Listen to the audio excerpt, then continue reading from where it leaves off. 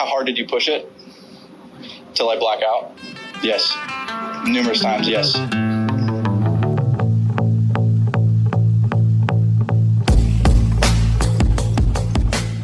Welcome back, MuniciPals. This is Chris, homie Ashton here. We got a couple other guests with us this week. We got our buddy Chris Hussey.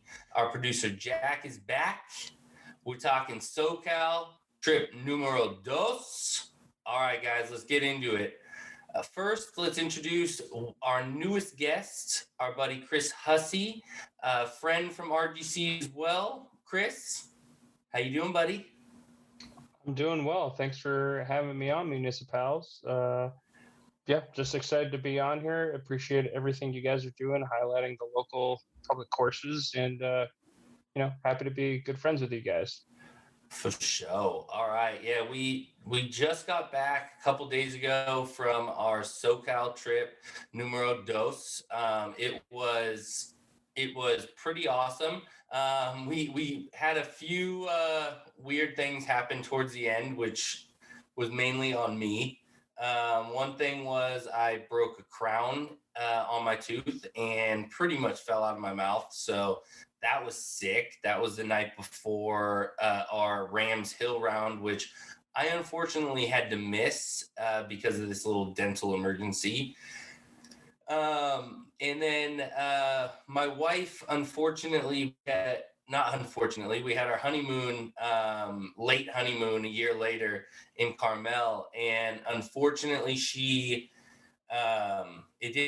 it wasn't as severe as we thought, but she rolled her ankle and has a mild to high sprain on it. And it was really bad. She ended up being in a boot. We had to take her to the ER. It was a big old scene, but she's getting better. That happened right before we were leaving for a trip, about 2 or 3 days before we were leaving for a trip. So little interesting lead in and little interesting outro to our trip, but all in all, great trip. Let's get it started. First round we had was we left Wednesday night, drove down to where was it, Ash? Where was our hotel? I know we couldn't stay in Ojai because it was just impossible to find a hotel, but was it Ventura? I think so. We'll call it Ojai adjacent. I think the closest hotels I could find were about 30 minutes away from Soule Park, because as Hussey just told us, apparently Ojai is an ordinance where you're not actually allowed to do that. So yeah, we were about 30 minutes away at a La Quinta, which not perfect, but certainly did the job. It was what we needed. I mean, we just needed a place to rest our head for the night, to be able to wake up and tackle the Hanse monsters that we had coming for us the next day. So let's have our guests started out. So our first round, we woke up Thursday morning, headed out to Soule Park. Hussey, what was your experience driving into that parking lot, checking in, getting ready to tee off? Wait, I got to jump in. Wait, I'm sorry. I got to put a pause on this. No. We have to start off with the fact that we had Chris's tacos combined with seeing the co-founder of Apple. We cannot go straight in this. Okay. We got to talk about the woes, right? So let's start there. I'm sorry to cut in, Chris. I know that's your job. No, all good. Jump in and talk about the woes. I skipped. So, Wednesday, we left the East Bay. On our way down, I decided to ask the guys if they wanted to grab something to eat.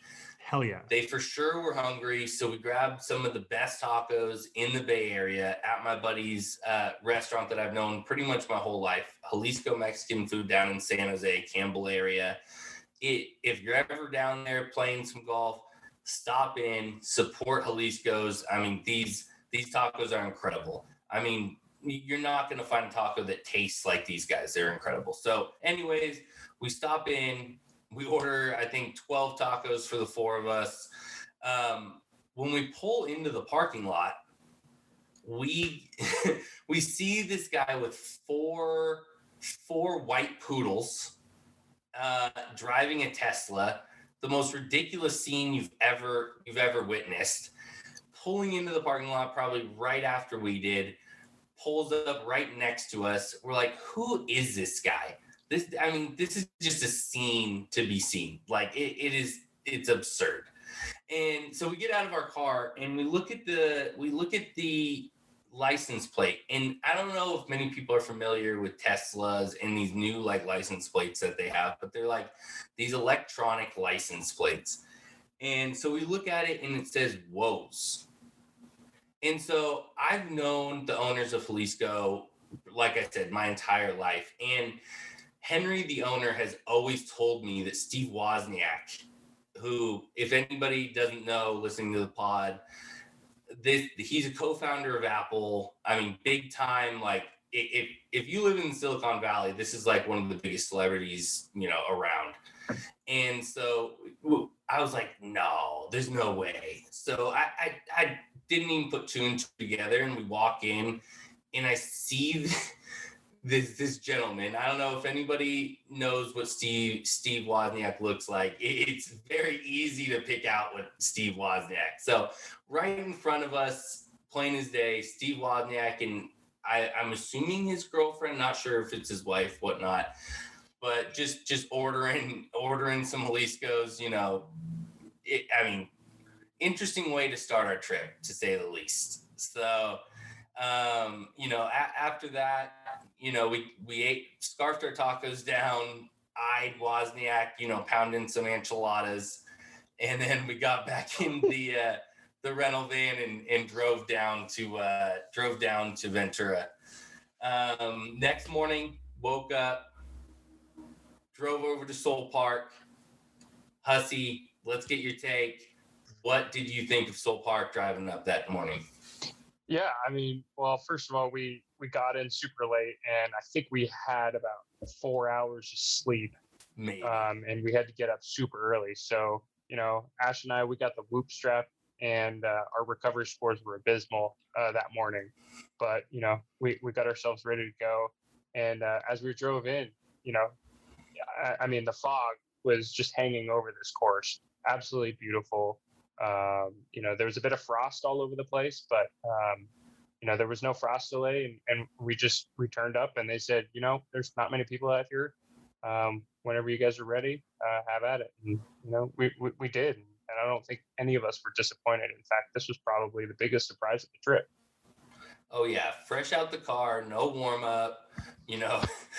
I think all of us were just juiced to get out there. So none of us, even though we had the time, we could have warmed up a bit. I don't think any of us cared. Everybody just wanted to step up to that tee and hit one hard. So, I mean, that tee box though was so inviting. If anybody has played Soule Park, you kind of walk up through this like corridor.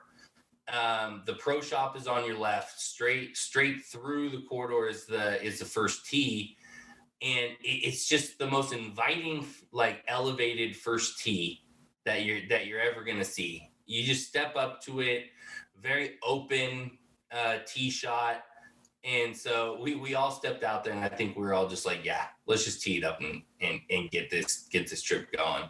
Ash, what was your thought? First thoughts at Soule Park? Yeah, well, we got there. I think there were a couple. There was like one other guys who like were kind of our age who pulled in, and I think we all thought there was going to be a frost delay, but I don't know. I mean, this is probably me projecting. It's how I felt, but Soule Park to me feels like kind of a destination place, and so to kind of see people who were our age who were there super early, it was really kind of exciting to clearly see people who were. It felt like we're there kind of in a destination way, very similar to us. But like Hussey said, I think it was really beautiful. The fog was incredible. Walking in, I expected the place to be slammed. I mean, maybe I'm crazy, but when I see $34 walking Gil Hanse, I just would expect a super packed tee sheet, which probably I think happened later in the day when we were making the turn. But when we could kind of walk in and the guy was like, hey, the first group went off, but you guys can kind of go whenever you want. It just felt like the vibes, they were already high going into that day, or as high as they can be after 4 hours of sleep, were even higher. And I think to kind of your point, Chris, I think the first hole, I've actually thought a lot about the first hole.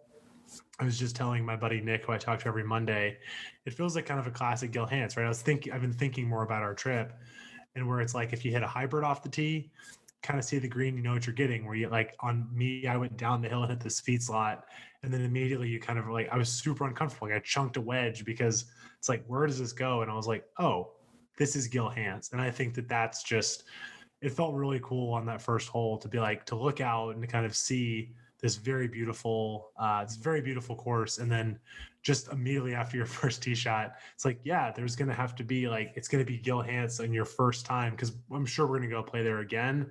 Like we'll kind of know what we're expecting and that'll be fun. But there's something about like going to, especially a Gil Hanse course like that, and to not know what's coming and to like have those moments where you're feeling uncomfortable.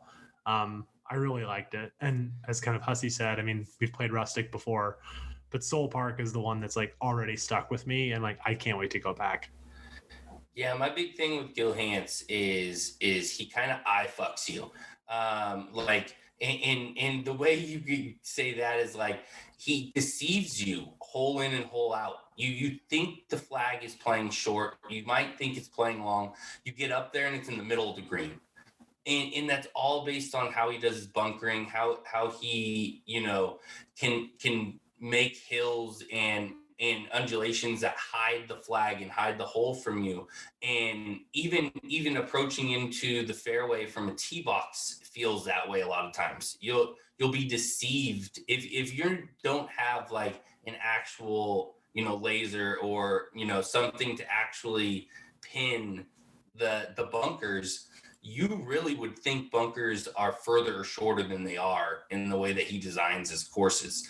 So that's really where he gets you and messes with your head. Like the first hole isn't a beast. I mean, we played the tees one up from the back. So at Soule Park, it's really sick. They name all of their tee boxes or their markers oak, orange, avocado, and lime. I thought that was very SoCal, you know, very, you know, Mexican vibes, which is so sick for a course like that.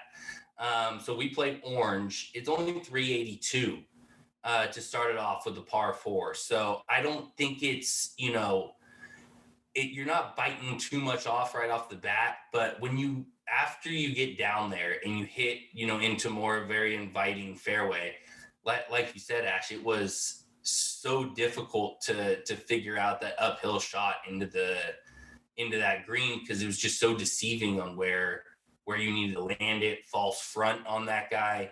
So you couldn't land it short because it was just going to come right back at you. Because if you've ever played a Gil Hanse track, he doesn't really give you fringe. It's just the fairway rolls into the green. You can't tell when one ends and one starts. So it's just, it was definitely a pleasant, you know, beautiful surprise on that first hole. And you come down that hill right off the tee box, and to your left, you, like Hussey was talking about, you had the fog coming right off the water on the little pond lake they had there. It was, I mean, just incredible with the sun rising right over the hills, in the mountains over there. It was just a picturesque sight to have, you know, to start our trip. And we should say it was cold. I mean, like I know that like we first were like hour was freezing. We were legitimately worried about a frost delay. I know being on that first tee, I think I had my rechargeable hand warmer, and then I gave you my other ones because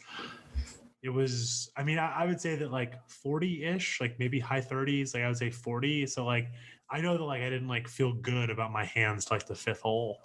And that's always kind of a hard way to start your day when you've hit no balls. So Hussey, now that you've played multiple Gil Hanse tracks, what would you say separated Soule Park from other Gil Hanse track that you've played? It's a good question. I think, I mean, face of it is, it's simply the cost is very different. You know, while Rustic is still $55, you know, Soule Park was, you know, 30.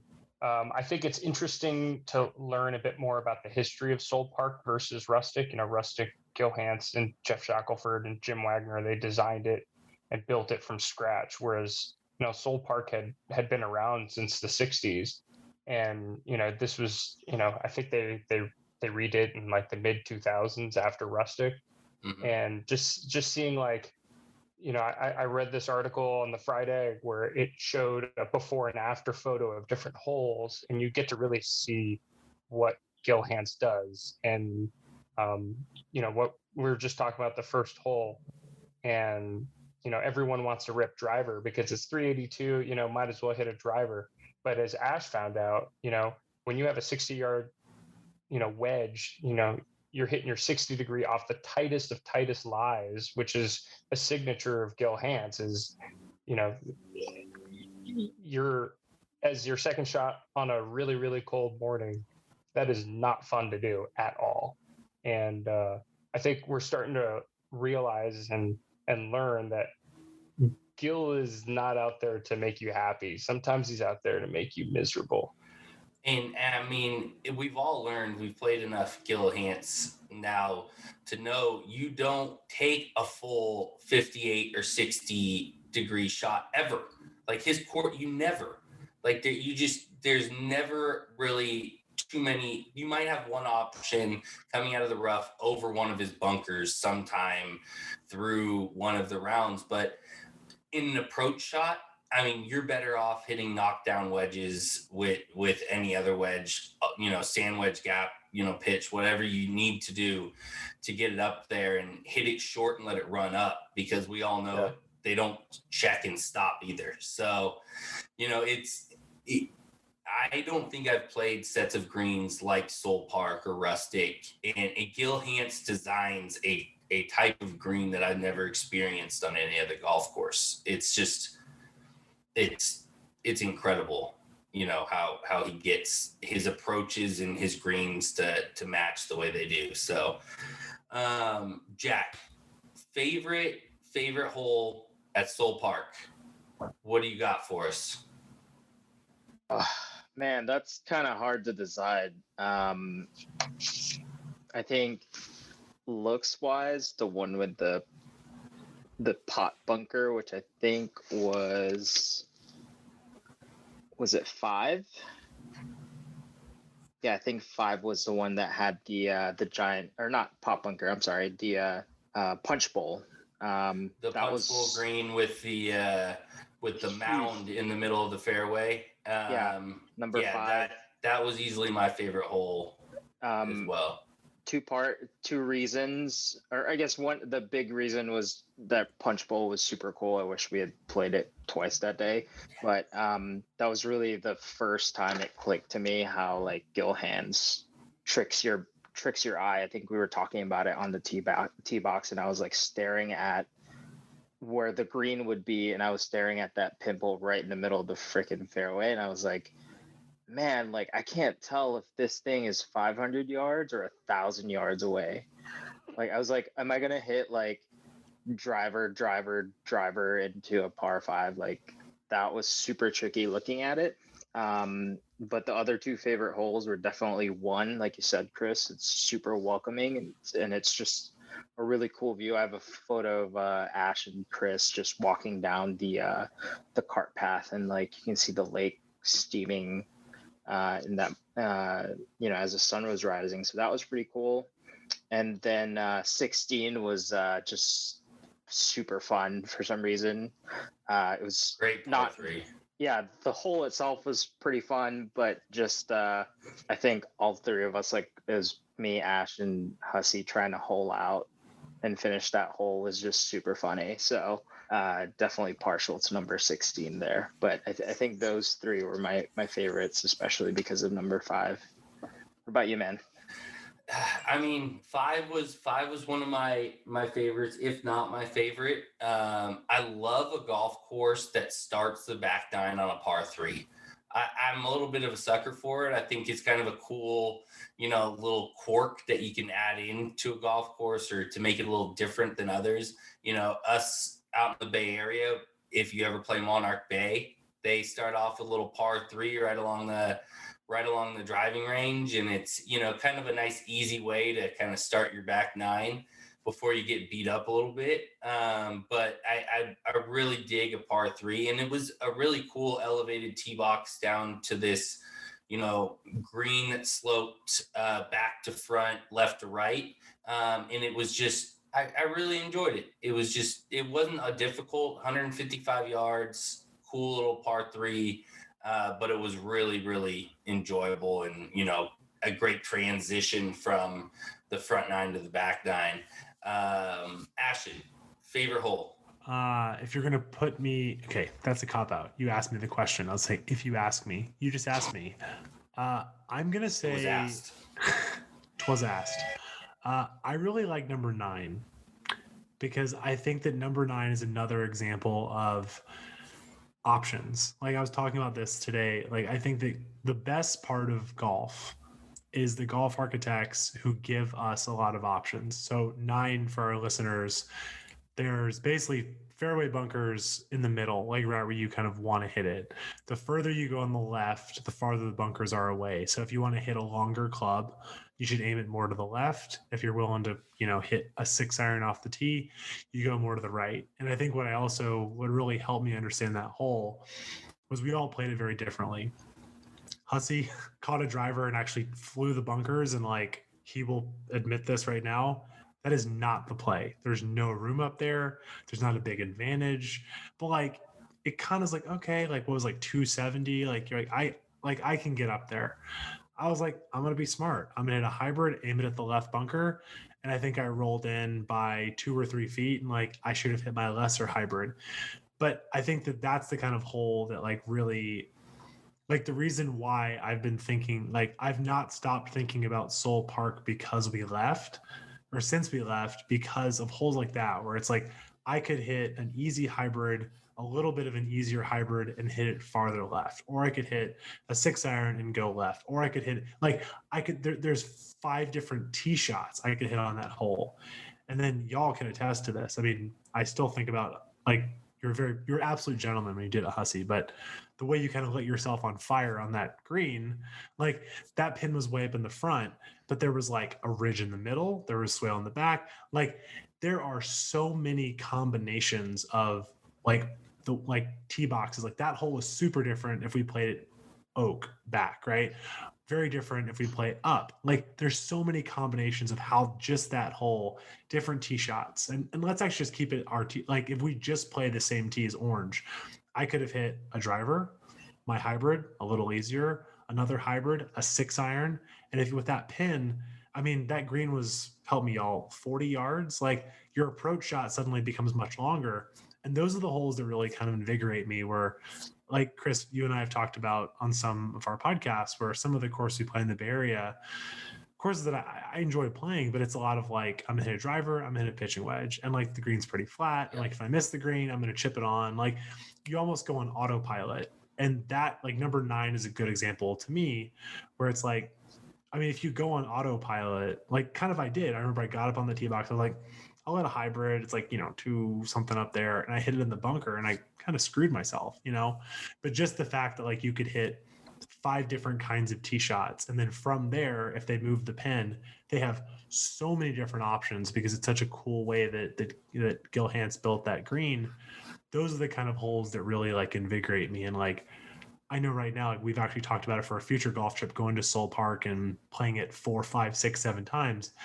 They're not going to do this, but if they were to move the tees a little bit or move the greens a little bit, it would be such a different hole every time. And I just don't think we play enough golf courses where there's that amount of diversity on one hole. So number 9 really sticks out to me. And for our listeners, it's only 347 yards. So we're not talking, it's not that hole is long, or there's no, you're not going to hit it out of bounds. You're not going to hit it in the water. You're not going to hit it in the fescue. It's just a fairway.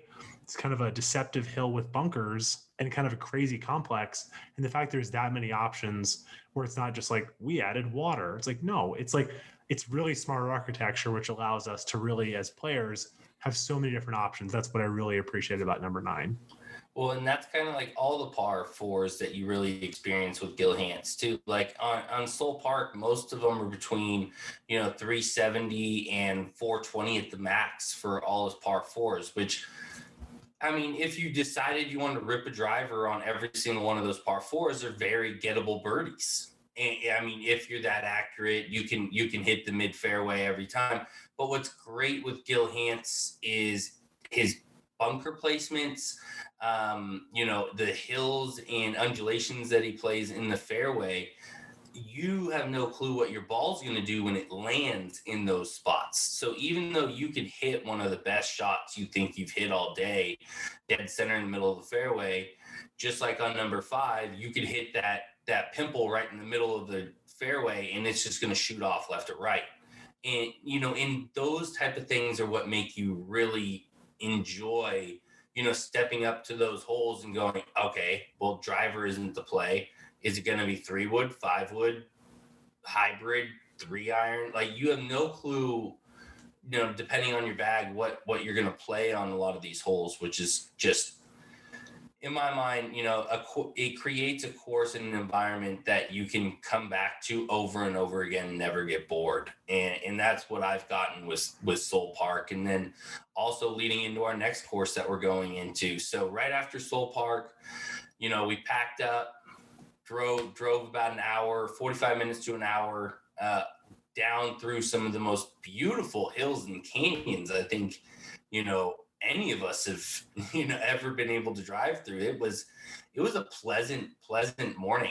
Finished a great round at Soule Park, got in the van and headed through these, gorgeous canyons until we, hit, I would say our home away from home for us in MuniciPals is Rustic Canyon. So pulling up there, all 4 of us have played it before. Hussey played it on his own on his way to Arizona when he was doing a holiday trip last year. So he got to experience it on his own. Jack, me, and Ashton on our last SoCal trip got to play it 1.5 times, which was an amazing experience and why we had to include it in this golf trip. So Ash, getting out to Rustic again. How did you feel pulling up, seeing the holes? I was excited. I will say this is not saying any reflection of that I don't love Rustic, but I was just talking about it with my buddy. I think it's important just to say out loud that like Rustic Canyon is a really hard golf course. And the more I think about playing there a third or second 2.5 times, whatever, it was just a reminder of like, this is a really, really hard golf course. And what I would tell people playing there for the first time is 2 things. And this is probably all make us better golfers. 1, play 1 tee up more than you think you should, because there's going to be wind and there's going to be holes that like are just incredibly overwhelming, even if you're playing from 1 tee up. And certain holes, which, this is not fun for someone playing there for the first time, but when you play there and kind of know what's going on, there are certain holes where you need to realize that if it's a par 4, the par is actually 5. Like the hole that sticks out to me so strongly is number 11. I think it's like, we can pull up the distance on here, but it's like 420 yards up the hill. Every time I've played it, the wind is like slightly in our face. And just like, it's just a really, really hard golf hole. So look, I love Rustic Canyon. I think it's a really, really special place. But I think the big thing that coming off of now playing there for, I'll say 3 times, it's just a really, really hard golf course, and it's really fun. And to your point, I think that like the back 9 is like really special, but the back 9 has also absolutely kicked me in the face the 3 times I've played it. It's just a really hard golf course, but it's masterful. I mean, the greens are, I will say, like, to be honest to our listeners, the greens were not, I mean, you told us that it's because obviously the season, the greens were not what they were last time. Last time the greens were like glass. This time the greens were a little shaggy, but in some ways that felt good because, I mean, anytime the golf course is giving you something at Rustic Canyon, please take it, because it's going to kick you in the face in some other way. So I don't know if that resonates with y'all, but it was a really a reminder of like with fresh eyes coming into that course. It's like Rustic is just like a real challenge of golf. Because again, also too, as we know, wind is sort of every golfer's nightmare. And there's just certain shots where you're hitting where it's like, cool, I got to get up here as a grown man and hit a 6-iron into the wind. And like, if I hit a bad shot, I'm going to get exposed. And there's not many times you feel that way. Again, playing a lot of like driver wedge flat golf in the Bay Area, there aren't a lot of times where it's like, cool, man, like on the back nine, the hardest hole in the golf course, like this downhill, super hard hole, like me and Hussey both hit like, we thought were good drives. Nope, lost them both in the canyon. And then it's like, oh, you're going to drop. And then you need to hit like a 5-iron onto a green that's like, downhill. It's like you're just going to make double. And there aren't a lot of courses where, it just requires 2 excellent shots for you to make par. And I really appreciate that at Rustic. But it also means like, do I want to play Rustic every day? Very honestly, like, probably not, because I'm not good enough. But it's a really special place. And the Rustic burger, 10 out of 10. Oh, I'm a hot dog guy, but that burger gets me every time we go out to Rustic. I that's the one course I think I skip the hot dog and go straight for the hamburgers. That thing is money every single time we go out there. And most people have heard our takes on Rustic Canyon. We kind of went in depth on it on our last trip pod, but I do want to definitely get Chris Hussey's take. One thing that we've heard a lot about is some people think that the routing should be reversed permanently at Rustic Canyon. I've heard that take from multiple different people. We got to experience that this time around, which was kind of sick. So we started off our round on hole 10. Hussey, what did you think about the reverse routing and starting off on 10? Well, lucky for me, the first time and only time I'd played Rustic prior to this trip, the routing was as we played it. So I've only played the back nine as the front nine. So to me, at Rustic Canyon, the back nine is the front nine. I've never experienced it any other way. And I agree with you. I think it is the better way to do it. I think, I prefer getting kicked in the teeth first and then having a really good time afterwards on the back nine or the front nine, whatever you want to call it. But, I think the first time I played Rustic, I was lucky to have a Sherpa to kind of tell me and show me the way. And, it was a little hard listening to someone else's guidance because they don't really know your game. But this time, having played the course, I knew on 10, I couldn't hit driver off tee. I did it the first time. And I even spent $5 on a yardage book just to be that much more, comfortable in my decisions, because it's a course where you need to make the right decisions. Like on 12, super short, par 4, 320 yards. You can hit a driver, sure, but you're going to be left with a 20-yard, super tight lie pitch onto a green that is impossible to stay on. So it's like, what do you really want to do? Do you really want to do that? As we've learned from Gil Hanse, hitting a 60-yard, lob wedge into a green is not usually the answer. So it was just, I think maybe after 5 times playing Rustic, we'll probably understand what to do. But we're just not there yet. No, have not reached that. And I think that hole there's no way I'm not going to hit a driver. I've sat at that tee box 3 times now. Every single time I've ripped a driver. This time I decided to do driver to hybrid 20-yard chip, and that worked all right for me. So I guess I just got to get creative on some of them. And that's one thing I've learned as well is you're going to definitely hit shots at the Gil Hanse courses that you probably have never practiced or practiced very little. And you're going to have to get creative and deal with situations differently than you do on most of your local tracks. So it's going to throw you for a loop, and be prepared to be completely drained after that round, which I think all 4 of us, with the 4 hours of sleep that we had, the great morning round we had at Soule Park, and unfortunately not being able to finish fully at Rustic, we got 15 holes in. So that was a good thing. But unfortunately, it seemed like every group in front of us was just destined to slow down. I don't understand what happened. We were chugging along until we got to the back 9, and then, or AKA the front 9 for this round, and it just came to a screeching halt. And it was literally, it was like molasses. It was so slow going into the last five holes that we were able to play. And one thing I want to say is like, we'll get there when we get there, but we're gonna, like, part of what we've committed to doing on this podcast is telling our listeners our actual experience, right? Like, sincerely, there was nothing at Soule Park. Like, pace of play was great, staff was great. Like, we're not just saying this like make stuff up. Like, our experience at Soule Park was as good as it gets. Well, actually, we should have said this. 17 and 18, two pretty boring holes. There's effectively 16 amazing holes at Soule Park. 17 and 18 could be different. Whatever. We loved our experience. For $34, shut up and enjoy the course, right? The one thing I will say about Rustic in this situation is I wish they had one marshal, right? Like, I'll give you a quick example. I was at Harding Park today. I played on the 11th hole, I think.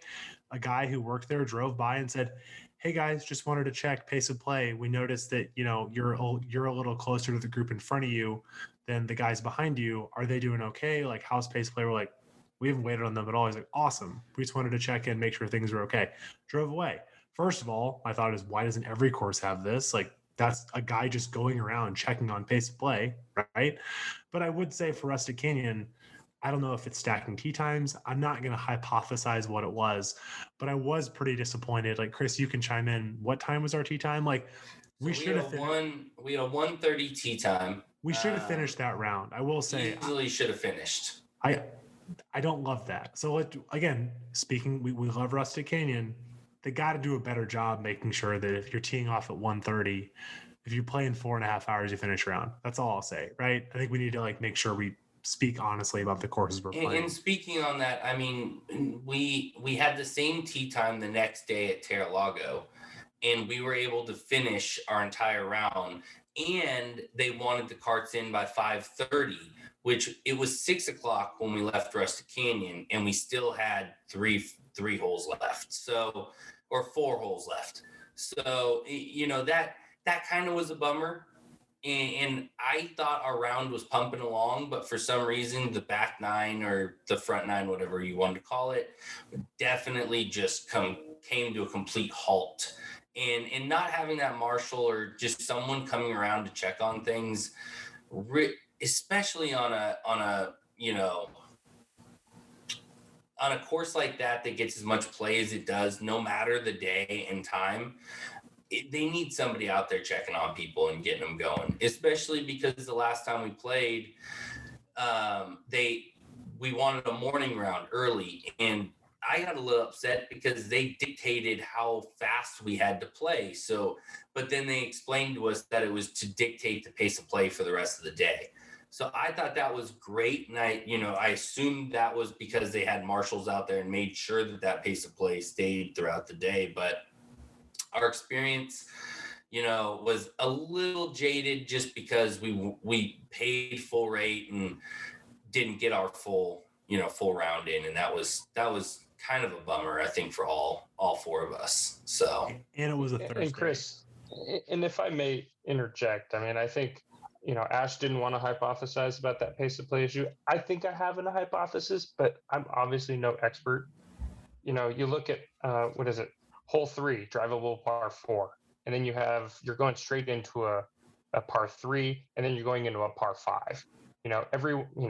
No one's laying up on the par 5. So everyone's waiting and waiting and waiting. And then you're just going into another par 3. So I think maybe the only criticism for Rustic might be just how they have those holes routed. Absolutely. Where it's just, it's goading. And maybe this is, Gil at his prime, just being like, come on, try and drive the green. Come on. Good luck. So, I think maybe that's just the one issue with Rustic. And that's absolutely true. And that's the issue on the front and back. They definitely have that issue on both sides. I know on the back 9, there's 15, 16, and then 17, and that really, really slows stuff up right there. It just because 15 is a very, very short par 3. 16 is something that's an elevated tee box that everybody wants to bomb long, so everybody waits to hit their drives on that one, and then you go right back into a par 3 again. So it's it's kind of a clusterfuck all right there. And it happens the same thing when you get to 3 and 4 and 5 and then even when you get back down to 6 on Rustic. So it's a big old cluster. And I think you're 100%, on the money with the routing being one of the biggest issues at Rustic for, for pace of play. So anybody that does go out to Rustic, I will highly recommend getting out there within the first 5 to 10 tee times in the morning. I would say that was our best round that we ever experienced at Rustic. It was the best conditions that I've experienced as well. It's just the best way to go about playing Rustic. So if you're ever going to do what we did with the Soule Park, Rustic Canyon, I'd probably swap it. Hopefully Soule Park doesn't get backed up like that in the afternoon. We got to experience it in the morning, which again, we were the second tee time to go off that morning. So there was no waiting, absolutely no waiting at all for Soule Park for us. But yeah, if you're going to do Rustic Canyon first thing in the morning, that's the go-to way of doing it. So after, that exhausting, 15 holes at Rustic and, our 18 before that, we got back in the van. We had a epically long 3-hour drive down to Palm Springs from there for our next round at what I thought was going to be a cush, easy, resort style golf experience at Terra Lago. We all definitely got the opposite of that. We all got kicked in the face by both the South and North course. Again, we got to Palm Springs late. We only got, again, 5 or 6 hours of sleep in before we had to drive out to Terra Lago. So we were all a little, sleepy-eyed when we arrived. We didn't have too much time to get breakfast that morning because we woke up a little late. So we arrived to the course thinking, hey, it's a resort course. They're gonna have a little breakfast spot open. No big deal. Roll in, check in the pro shop. The guys are getting stuff out of the car. I check us in. They're like, yeah. So we have a little setup downstairs. It doesn't open till 8. So we tee off at 7:30. So obviously we're grabbing the little coffee that they have right next to where you check in at the pro shop. I grab a little, Swedish Danish that they got sitting there, and we went on our way. Halfway through the 9, stopped to grab some of the best food, which we'll get into as well. That was one of the best experiences of our trip. But all right, guys. So woke up that morning, went to Terra Lago. What were your guys' thoughts kind of driving in, seeing the range, how the course was kind of set up, these different styles? It was completely opposite of what we experienced the day before. I mean, it looked like apocalyptic style golf. It was, in my mind, it was an insane sight to be seen when you rolled up to this golf course. Yeah, it was, South was, I think kind of for me set the tone of like how surprising the whole complex was. I thought the fairways were great at one, and then the greens were great at another, which honestly, I didn't have a huge complaint at both, but it was very surprising and definitely challenging. First couple holes in the South course, I'm just trying to find here it is. First couple holes, I really liked the aqueduct that cut across almost the whole golf course. I think it only place that you didn't see it on the South course were like 3, 4, 5, and then maybe a little bit of 7. You can't really see it, but I thought it was pretty fun and challenging. The fairways undulations kind of surprised me as well, because it's fairly, it's challenging, but it's something that you don't typically see at a lot of courses. It was pretty linksy, I would say, which was fun. It was kind of like a link style fairway in the desert. So I thought that was pretty cool. And the greens were definitely challenging. Bunkering was pretty cool too. There were a couple of spots there where I was like, oh, it's kind of odd, but then you get right next to that bunker and you're like, what? Or get right next to it or get in it and you're like, oh wow, like now I can see why they put this here. So I thought South was pretty surprising and set the tone for the rest of our experience there. What'd you guys think of the South course? Yeah, so you had a good take when we got in the car after our round. You asked all of us if we've ever played the game Fallout, New Vegas, and the course. If anybody's a video game person, it's kind of a post-apocalyptic video game centered in the desert. And this course, it's wild when you pull up to it. Like Jack was talking about, there's a man-made aqueduct rolling right through the middle, just cement walls with water running through it. All the bridges are railroad box cars cut up that you drive through to get hole to hole, and you have to keep crossing this aqueduct on these box cars. And it's the most wild, bizarre, interesting golf course that I think I've ever played. In every hole had a specific name to it. I know on the South course, the par 3 on the back nine was called Star Wars, and they just had these like interesting, fun, quirks to the entire thing, and it was just extremely enjoyable. I would definitely say the North course was way more prepped and in better shape all around. But to be honest, the South course, I think, was still one of the most challenging and fun, tracks I've played in a really long time. Hussey, what would you say your experience on the South course when we got there, and that being the first, little taste that we had of the golf course, or both of the golf courses?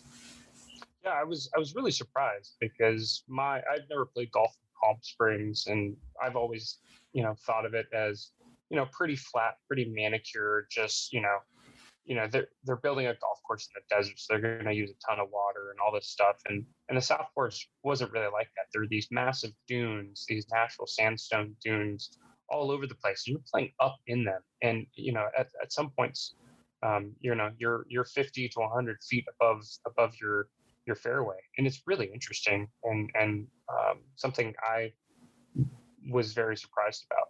I think the South course was definitely not in as good a shape as the North course. The greens were better, but the fairways and the rough weren't. That aqueduct we keep bringing up. I think it's kind of cool how they incorporated it into the course. On the South, the second hole was a 380, almost 400 yard par 4.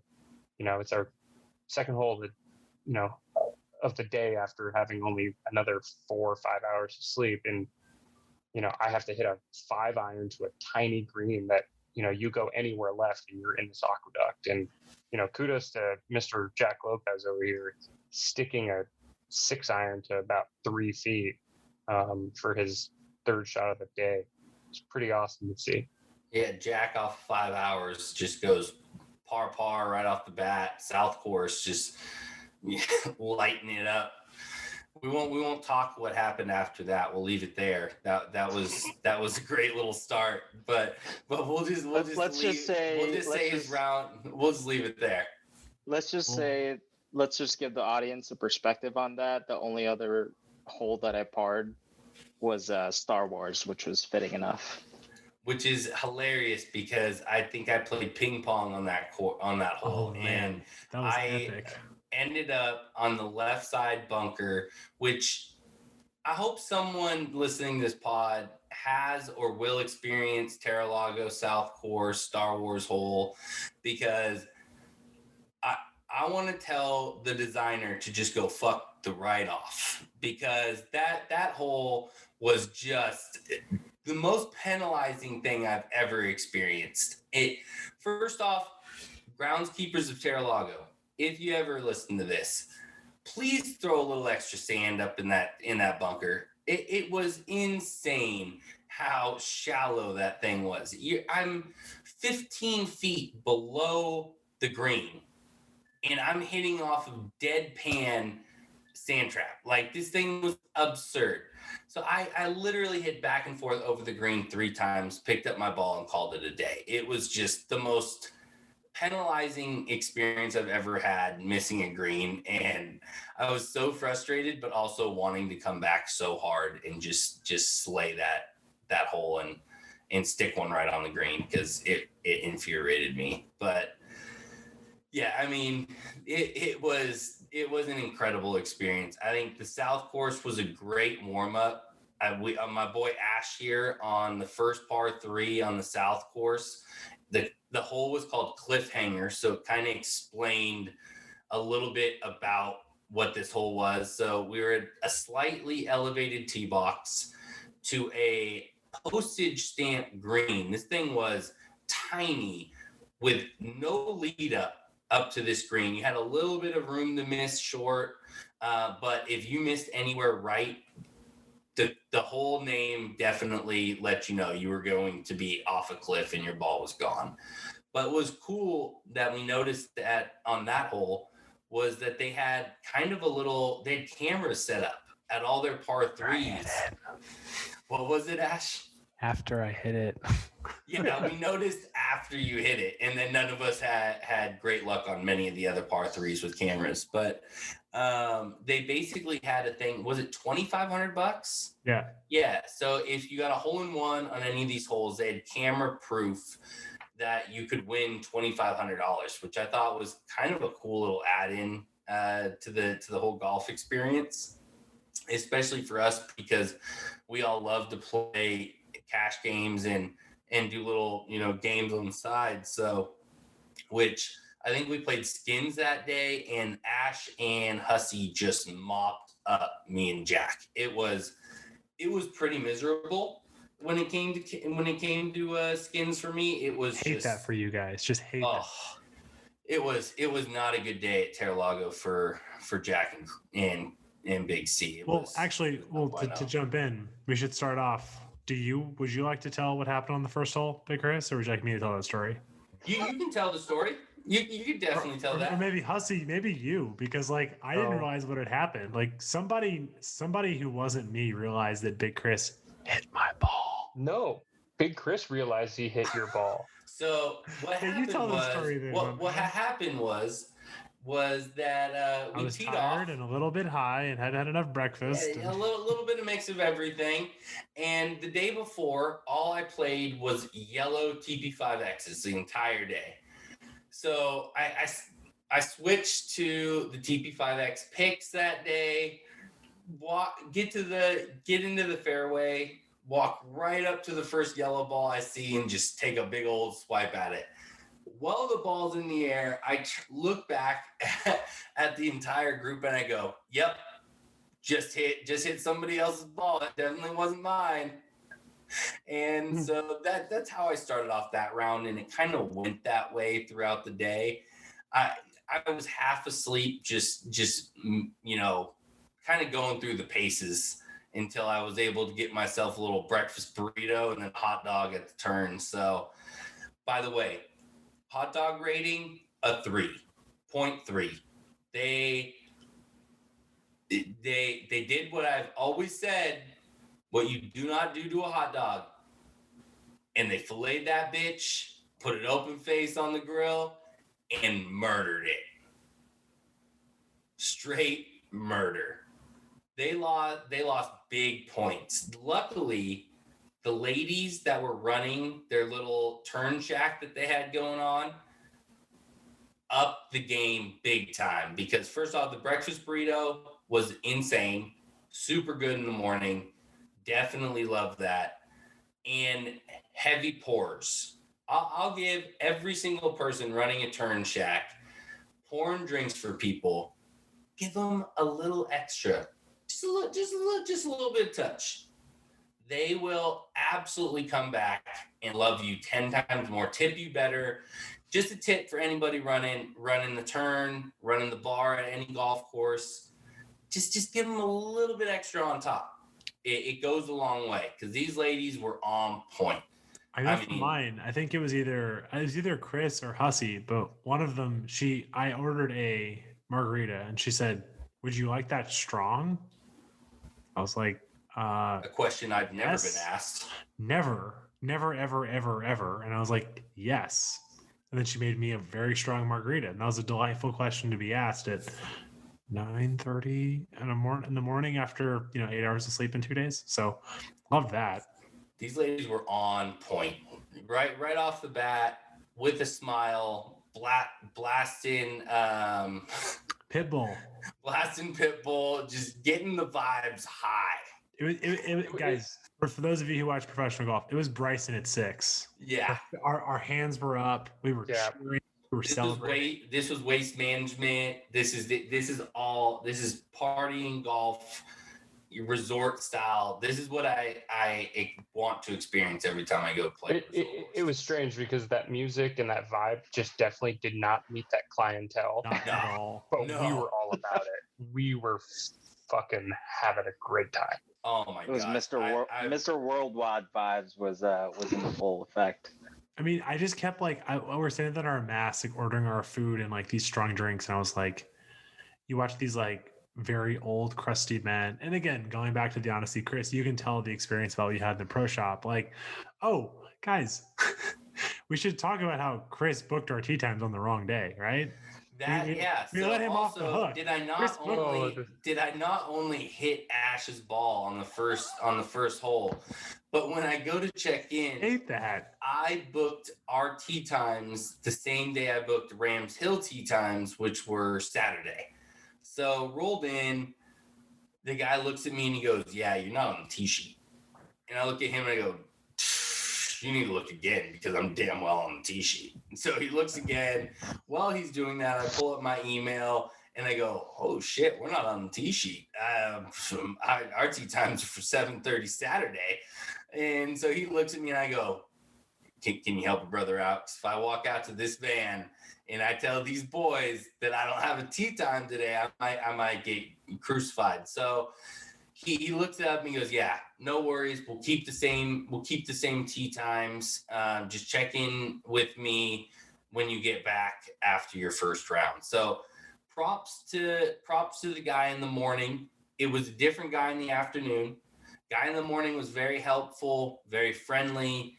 Enjoyed our little banter back and forth because I was an idiot, and he hooked us up with some coffee and everything. So it was good start to the morning after a little mix up with the tea times and all that. But it was a little different the second time around. When I went back in there, different guy at the counter of the pro shop. Check back in with him. We bought this deal on Golf Moose. If anybody's looking for good deals for golf, we paid $169 for 2 people with carts for 36 holes that day. So, and that's just incredible deal. They've got insane deals across the country. So if you're ever looking for a solid deal, Golf Moose wouldn't hate a sponsorship, but that is that if you're ever looking for a deal, Golf Moose is the shit. We definitely loved that deal we were hooked up with. But went back in the pro shop. Guy definitely did not want to help or work with me at all for a second round. I told him the guy promised us a round, so then he finally looked it up, slotted us in at 130 for the North course. So we were able to get both 18s in, but was a little upset with the customer service on the second time around, and even with the starter, it was a little awkward. Didn't believe me that we even had a tea time, so he had to call into the pro shop, and then they had to look us up. It was a big ordeal. So if I could say anything about the course, that they could streamline that process. If you're going to have a deal like that for replay rates and everything, it should make it a little easier on the customers when they come out for that. But that's a little nitpicky. For the most part, we really, really enjoyed Terra Lago. I mean, that place was absolutely epic. So for first course, South course, I would say we all agree the conditions were not as good as you would expect at a resort course, especially a lot of the options that you have in Palm Springs, especially in the area of Terra Lago, very close to the West End and the PGA West and all of these really, high-end, nice courses, which I wouldn't say Terra Lago wasn't. It was definitely a nice course, but the South course was definitely let go compared to their what they called their championship tournament course, which was the North one. From what they told me in the pro shop, they decided not to overseed the South. So that was kind of an explanation of their conditions, which they overseeded the North, and it was very obvious because it was lush and beautiful, and there was nothing bad to say about the conditions out there. So stepping off experience, what were you guys' favorite experience at Terra Lago, non-golf related? Bloody Marias for me. Those are fucking bomb. Another shout out to the ladies at their concession stand there. I really wish I remember those ladies' names because they were the light of my life for that day. They were awesome. Even though they filleted your hot dog. And Totally. All is forgiven. All is forgiven for the heavy pours in the good breakfast burrito. So they definitely made up for that. I'll let that one slide. Usually I don't let massacred hot dog go, but these ladies were on point for sure. that's also the name. That's your stripper name, Massacred Hot Dog. But Massacred hot dog.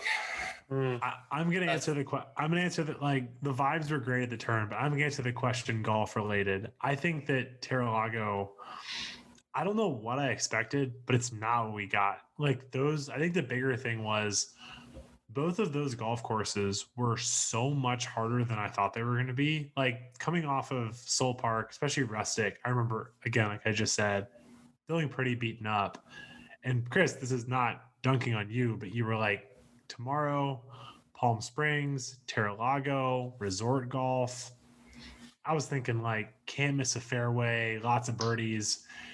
And, like, I think it was like, I forgot what hole it was, but I looked at y'all and I was like, maybe it was like 9. I think 9 was like, I mean, there were really hard holes before that, but 9 was the number one handicap hole. Hussey, where you hit it into like the north course over the aqueduct.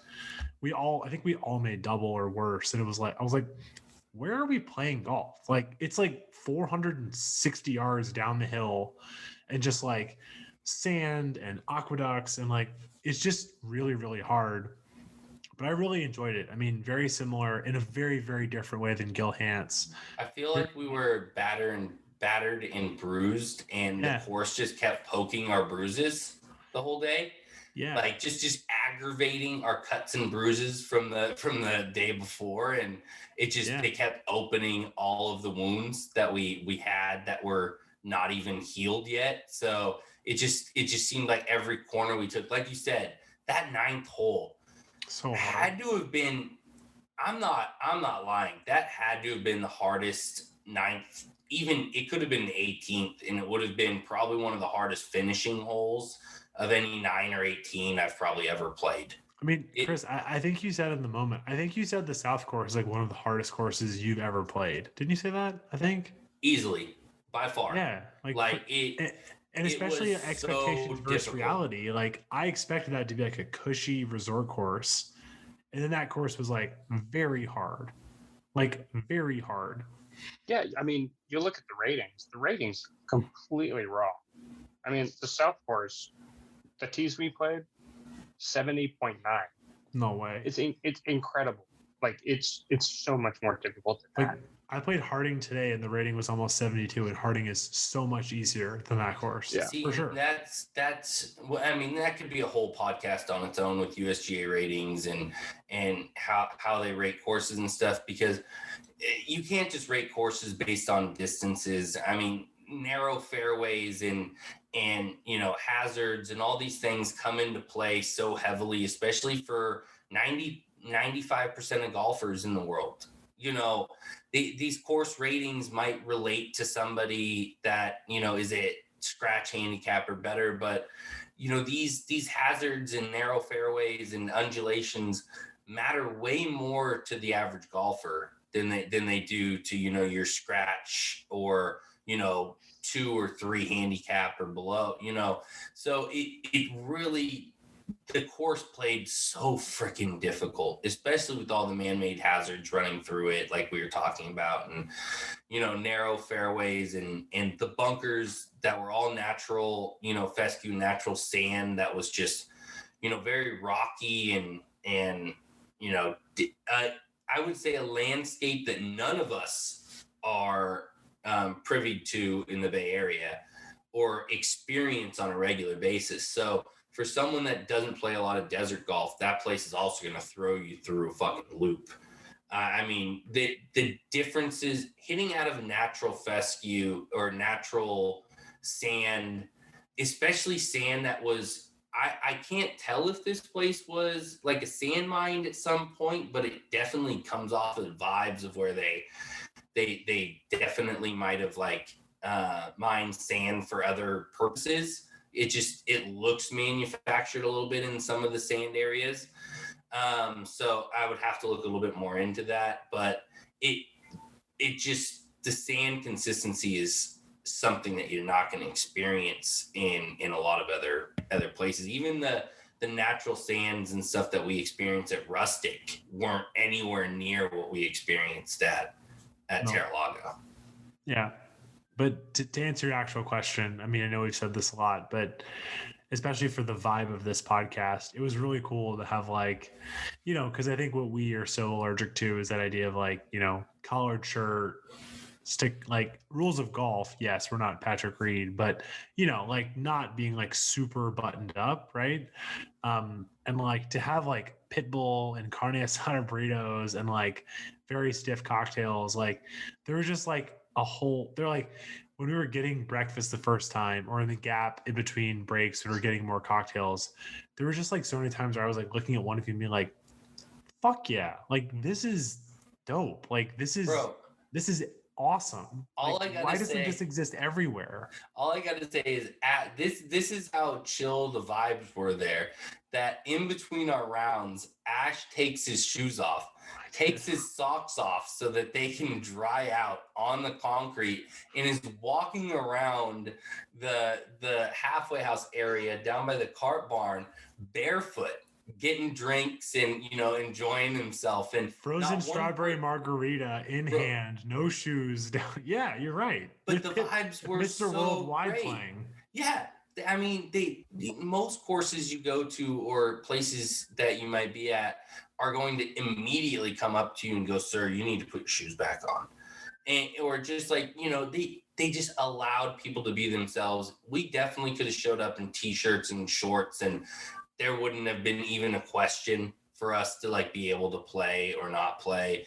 It was just a very laid back atmosphere, other than the little bit of, you know, crotchiness that we got from one of the pro shop attendants. But unfortunately, that's kind of what you experience in a lot of golf. There's a bunch of those guys, but the real question is crotchetiness, or as you said, crotchiness. Nah, he definitely was like an old crotch, just like a jock strap. Anyways, we'll leave it there. Sounds gross. Sir, you were acting like an old jockstrap.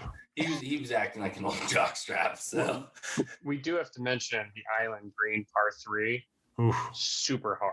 We haven't even got there yet. So we haven't even got to That's the true. north We're course. not even on the north. Forget about Right your after boyfriend and meet me at the hotel room. Mr. Worldwide. Mr. Worldwide. So after we were entertained by Mr. Worldwide and some frozen margaritas, Ash puts his socks back on, throws his shoes back on. We head back out for a second round of the day. Mr. Jack had to do some fun stuff, and our Airbnb made him go all the way back to check in. So that was a last minute thing that we had to deal with. But Jack got back in just the nick of time for us to tee off, loaded up, ready to go.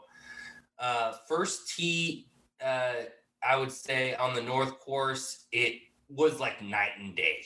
compared to the South. Lush, beautiful fairways.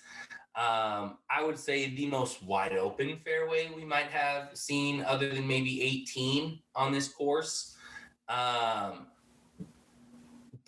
it was still uphill, challenging as hell, natural stand surrounding you. It, just like the South, the North challenged you on every turn. It was so difficult.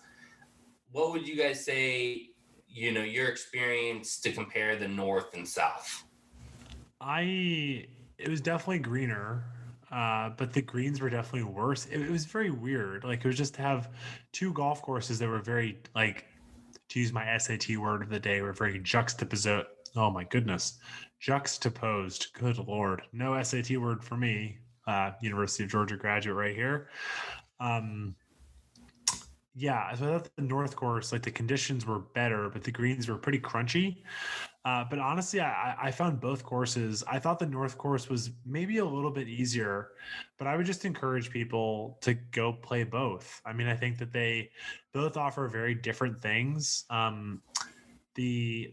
The South course, and maybe this is condition wise, but the South course felt a little bit more rugged, where the North course felt a little bit more, like, even if conditions were the same, the South course felt more rugged. I don't know if that makes sense to y'all, but I think the South course all kind of blended together, but I just generally thought was really hard. I will say there were certain holes that really stuck out to me, like the downhill drivable par 4. I think that was number 2, 4, 3. Like, there are certain holes that stuck out to me a bit more on the North course, but again, I really view these two as, like, if you're going to go play both, because I think they both, regardless of conditions, are both very challenging, but are really kind of great tests of golf. Absolutely. I mean, they both had their plus and minuses, but they gave you a well-rounded experience in two different completely realms of golf, and I appreciated definitely both of them. Hussey, what would you say big differences that you might have seen between the two? I mean, I think, bunkers in the North course actually had sand in them for one. Big time. Yeah, definitely they pay more attention to that North course. And I think that's simply because, it has that gallery finish right in front of the clubhouse with the island green. There's 3 greens around this little lake that they have. So it's definitely the one that they pay more attention to. The greens, as we said, while crunchy, they still ran true. They were still mighty fast. I think faster than the South greens. So it was a little difficult, especially coming off of the South course.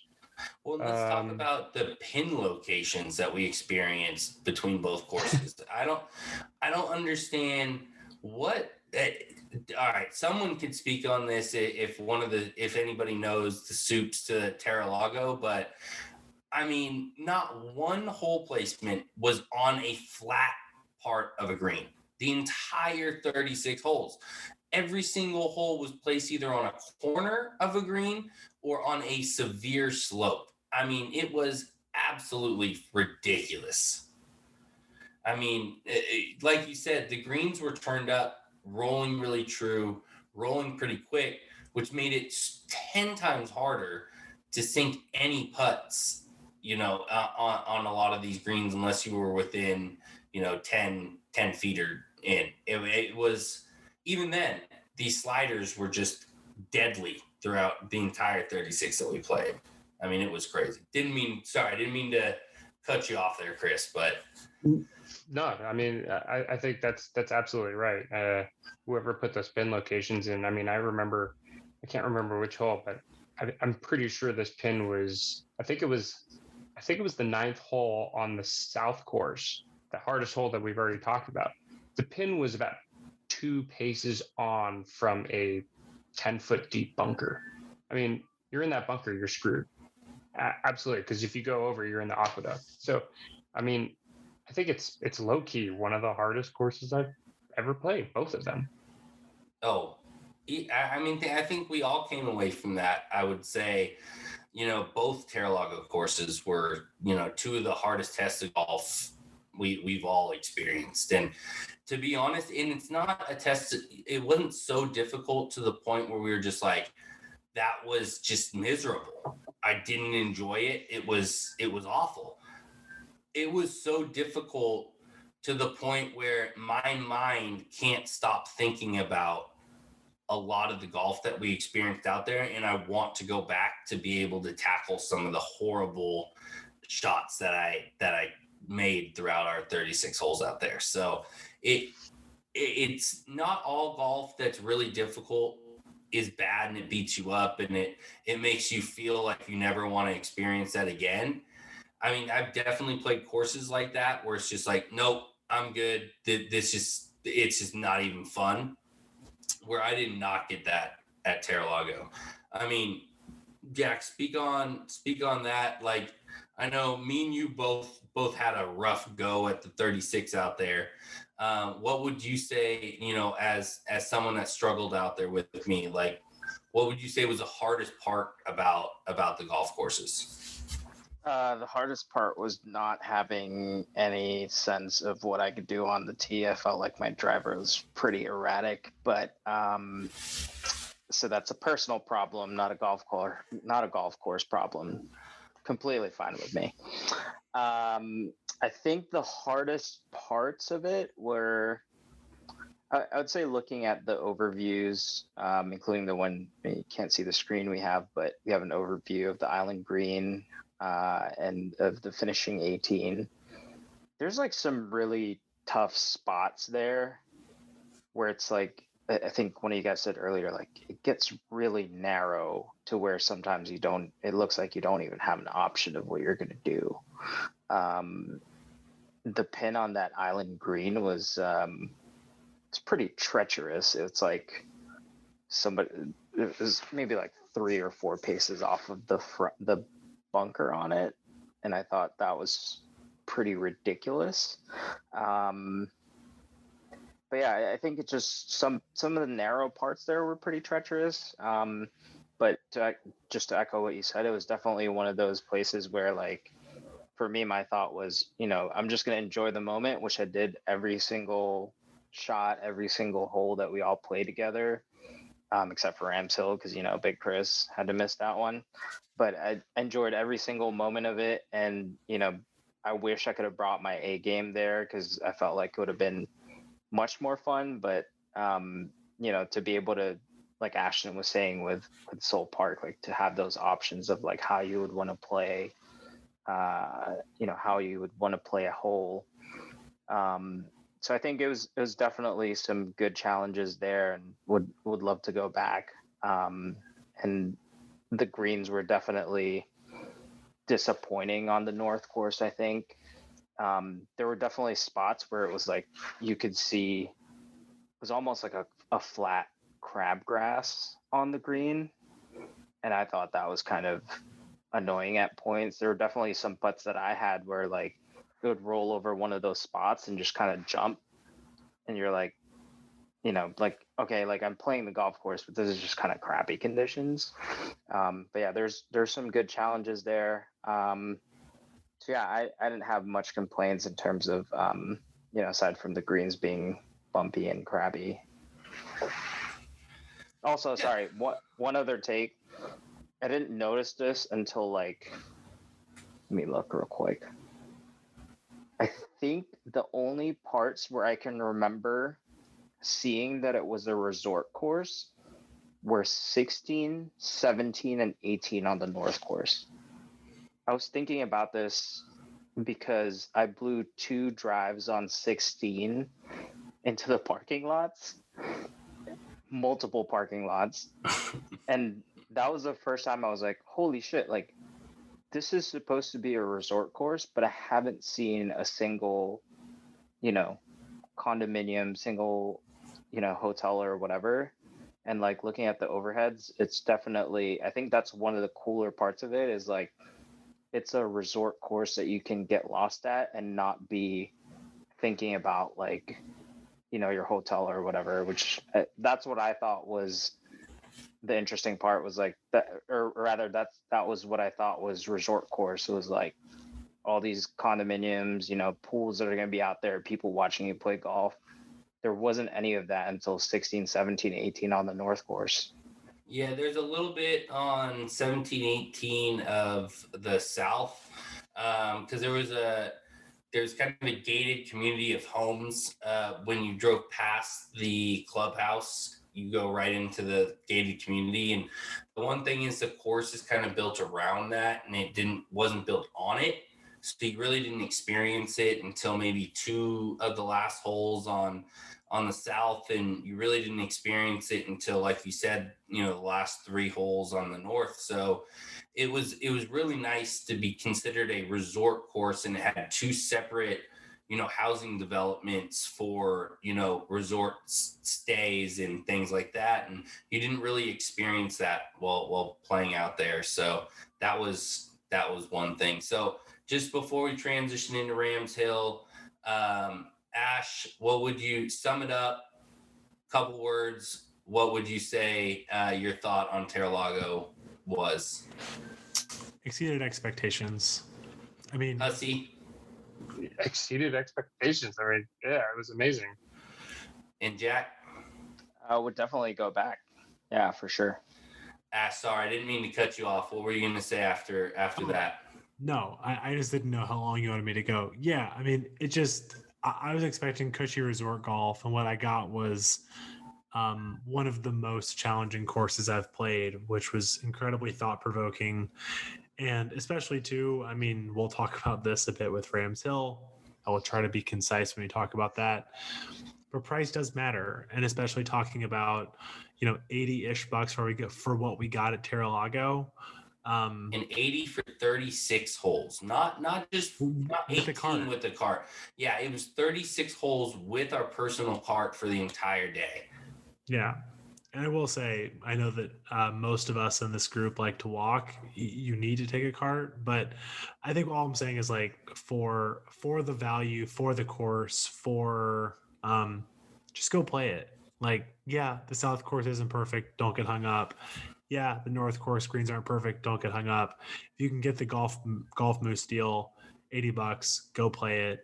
And strap in, because you're probably going to want a double pour of whatever you're sipping on that night, because you just got to go hit a bunch of good golf shots that you're going to get vaporized. Definitely. And I can't remember the name of the pizza place. Was it Polo Pizza? Hello, pizza. Polo Pizza, man, what a way to end our night after that round. My wife has always told me, and I would definitely agree a little bit. I'm a little bit of a savant when it comes to finding, hole in the wall places. And my buddies can contest to this when it comes to golf courses. I'm this way kind of when it comes to restaurants as well. I did myself a little bit of research, came up with this Polo Pizza right on the polo grounds there in Palm Springs or closer to Indio. And it was absolutely incredible. We had caramelized onion, buffalo mozzarella date pizza that was just, if you're not a traditionalist when it comes to pizza, you'll absolutely love this place. They do have your traditional pizza that you can get as well, but they were definitely more leaning towards some of the great little specialty pies that they had. But damn, that was also a great way to end our little thing. And great that night. Unfortunately, me with my tooth issue that I ended up having that night, I did not get any sleep throughout the night, so I had to skip Rams Hill. Everybody else was able to get a good solid 8 hours that night. Got up, got to play, went out to Rams Hill that morning. I'm going to hand that guy off to Ash, since unfortunately I stayed back that day and wasn't able to experience what they experienced at Rams Hill. So, Ash. Thank you. Actually, you know what? Hussey, would you mind being the Sherpa for Rams Hill? I'm going to chime in. I'm going to aggressively work to not be verbose. Since you drove us, Yeah. Sherpa, could you lead us, please?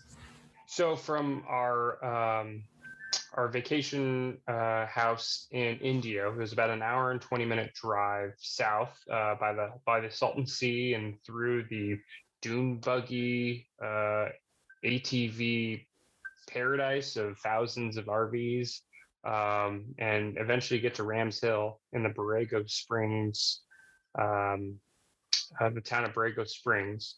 And as soon as you drive in, it's you're in a really, really fancy place. For some reason, I didn't know it was a country club that was catered to the really, really rich people of San Diego, which is exactly what it was. In the parking lot, a beautiful brand new blue McLaren. Need I say more? I mean, it was ritzy. You showed up, the nicest golf carts with great GPS. You walk in, you pay $130 for a round because Chris had his dental emergency. They still charged us $130 for his round onto a gift card, but we were able to use that on merch and things. And yeah, Tom Fazio designed course. He's apparently the king of resort style, opulent manufactured courses. And all the photos that I think chime in everyone that we've seen from the Golfers Journal, Friday, from other publications. Rams Hill was supposed to be this amazing desert course kind of out in the middle of nowhere. But I think they didn't mention the amount of homes that were going to be on parts of the course. The photos, rightfully so, you're going to take photos of the most beautiful landscape and exclude all the homes. But I think there were a fair amount of homes that we weren't really expecting to see. But yeah, Ash, what did you think? So the way I'll talk about Rams Hill, and I've gotten different reactions to this, is I'll talk about French Laundry. So when you go to French Laundry, you expect perfection, right? You're paying $300, $400. You're expecting the freshest ingredients. You are expecting impeccable service. You're expecting wine pairings that take your flavor profile of whatever you're eating to the next level, right? And why do you expect that? You're expecting it because the French Laundry is portraying themselves in their marketing, in their social media, in every single thing about them, including their price. They're telling you that this place is different and you are going to have a truly transformative experience where it doesn't really matter what you pay. You're going to be talking about that meal, that experience, that service in every single way. If you go back and listen to last week's podcast, I talk about Adair Manor and I talk about a couple places, but what I also say in that moment is, for those of us in this group, we all ascribe more to kind of the core Crenshaw model of like, we like golf that is discovered. We like golf that is more found. Like, wow, like, golf that is sort of like you're experiencing that, like the architects are more finding as opposed to creating. And signing up for Rams Hill, Fazio, the pictures, to Hussey's point, it's manufactured, but I'm okay with that because what Rams Hill is portraying to the world is you are getting unbelievable customer service. They literally, in the middle of the club, in the middle of the pro shop, they have a trophy that says they were the best conditioned course in the state of California with multiple awards on there. So you're expecting impeccable customer service and pristine conditions. And my issue with Rams Hill was that is not what we got, both on kind of customer service and on conditions. And I will say, Hussey made this point, and I appreciate him so much as a friend to say this. Me, him, and Jack had a great day. We had a really, really fun day. Weather was great. Competition was fun. Overall, the course was great. But my problem with the day was that what we got was, again, the customer service was lacking. Happy to provide examples. Like one example I'll say is, I personally, I understand it. I think the fact that they like effectively made us pay for Chris's tea time after a medical emergency, I don't like that. I can understand it in theory. It bothers me. Another example is at the turn, you go to the quote Ram Shack where they give you air quotes free tacos, not free tacos. You're paying $130 to play golf, and they're like 2-bite tacos, not free. I tried to buy 2 White Claws. First of all, White Claws are $9 a piece. I expect that. It's a resort course, but their internet didn't work. And we stood there for 5 minutes and I was worried about pace of play. And the guy goes, like, do you have cash? I was like, no. He takes back the White Claw. It's like at a place like Rams Hill, like, first of all, the internet should work and you should allow me to purchase alcohol. Or if not, you just give me one of the White Claws and say, hey, sorry, this is on us. But so the hospitality is one piece, but the bigger thing to me that was egregious was the conditioning, because these guys can attest to it. There was several fairways that were like, effectively it was like sand and fertilizer. And there was also like, it felt like they dramatically overwatered the course. And I know that's being nitpicky because like you're trying to build a lush green golf course in the middle of the desert, but that's also what you're portraying to the world. So that was my big issue, is for what they charged us, it just didn't live up to expectations. And on top of that, one thing like Chris, even though he didn't play, can chime in on, when we booked our rate was $110. They emailed Chris 2 weeks before and said, your rate is now $130. First of all, I believe that they should have kept our rate at they shouldn't, any new rates booked at $130, keep it $130. But don't raise our rate because you've decided to change your rates. And also, to say the more important thing, do not charge me $130 when you have messed up fairways. Because we found out looking on golf reviews after the fact that they had an issue with some sort of fungus in the fairway that's been going on since October. Well, when they emailed Chris about the rates going up, wouldn't it have been helpful to tell us that the fairways have been messed up? And in our case, we're coming from the Bay Area. The Bay Area. For those of you who don't know, that is 9 hours from to Rams Hill. So 9 hours from Palm Springs, 10 and a half almost from Rams Hill. So, and Chris built our entire itinerary around Rams Hill. So we drove for effectively 10 hours one way. I mean, we stopped, but we built the entire itinerary around Rams Hill. And you are not telling your clientele, who, as Hussey pointed out, is largely people from other places, that you've had an issue. And look, I'm not trying to rip the super. Like, stuff happens. Yeah, I don't know grass. I don't know. I can understand like fungal stuff. Like, it sounds weird to say, but like, stuff happens, right? But like, maybe don't charge us $130.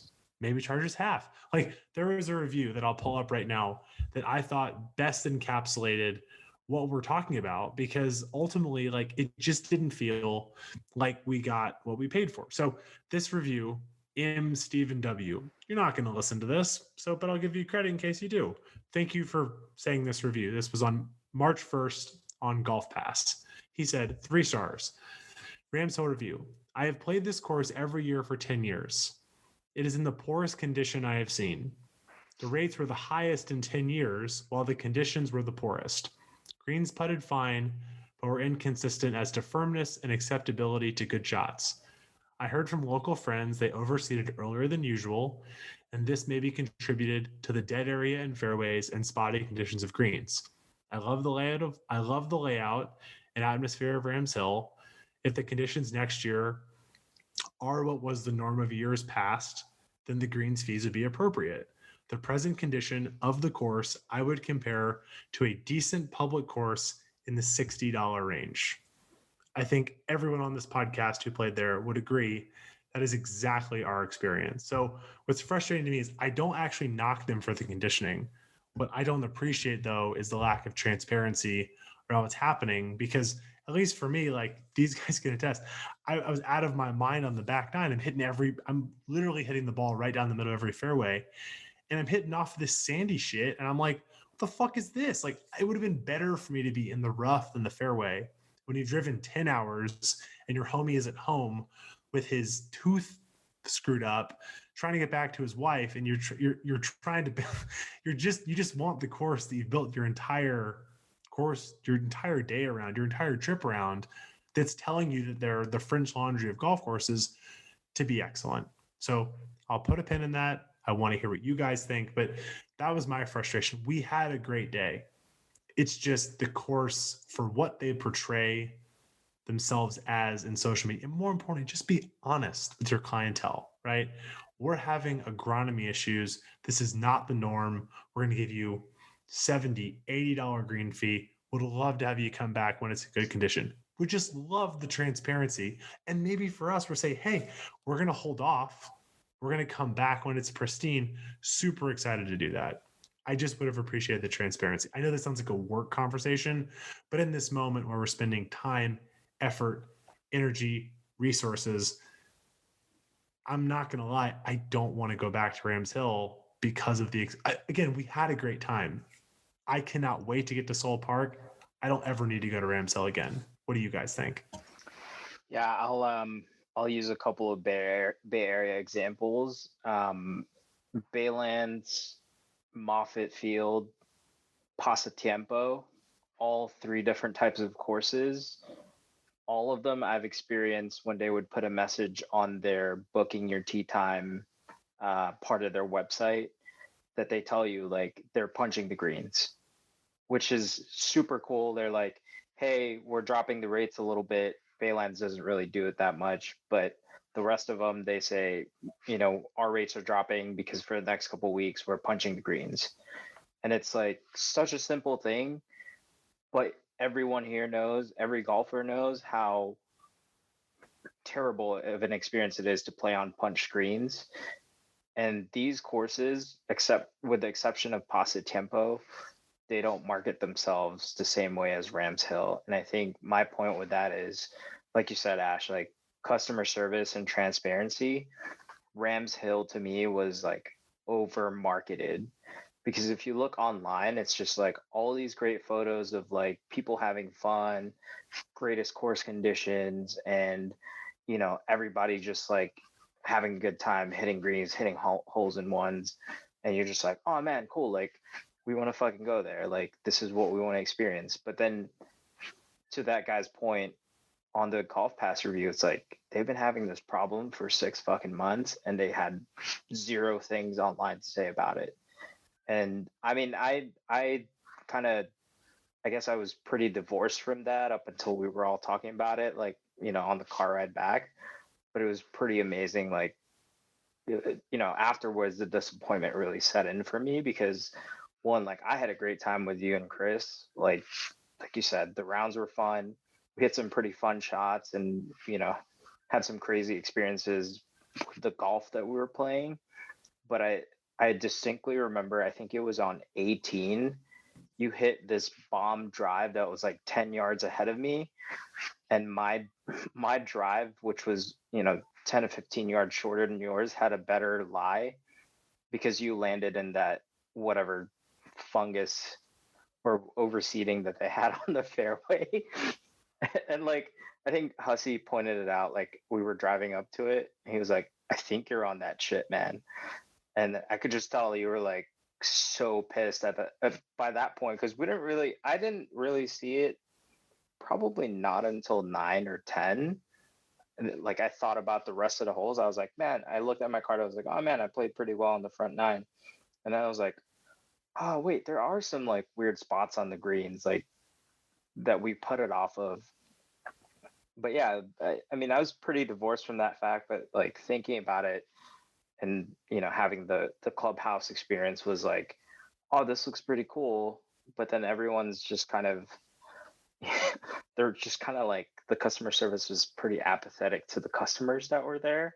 I feel like they were kind of like that unless you were really a member, which was just kind of crappy, man. Like people come here, like you're marketing yourself to not just people in San Diego at this point. Like you have a global audience. Like there's not that many people that play golf in the world. Like they're going to hear about you because of the way that, you're published on, like you said, Golfer's Journal, you're published on all these different things, but like have the decency to tell your audience that like, hey, our course is kind of fucked up right now.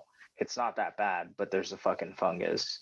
Like, like you said, like here's a discounted rate or whatever it is. Like the nerve to even bump up the rates, especially because you're kind of in a, and it wasn't like, it really wasn't to me that bad of a condition. It was just, I think what I told you guys was like the spots that you want to be on the fairway were crap.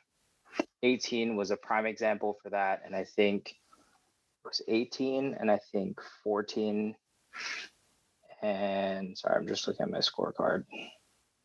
I think 9 or no, 14 9 was was part three. abysmal. And on top of 14, all around, because it was like a long par 4 around the green at 14, they had also overwatered. So on top of Yeah. that, like you're gonna miss the green, and then you've got like a wet chip.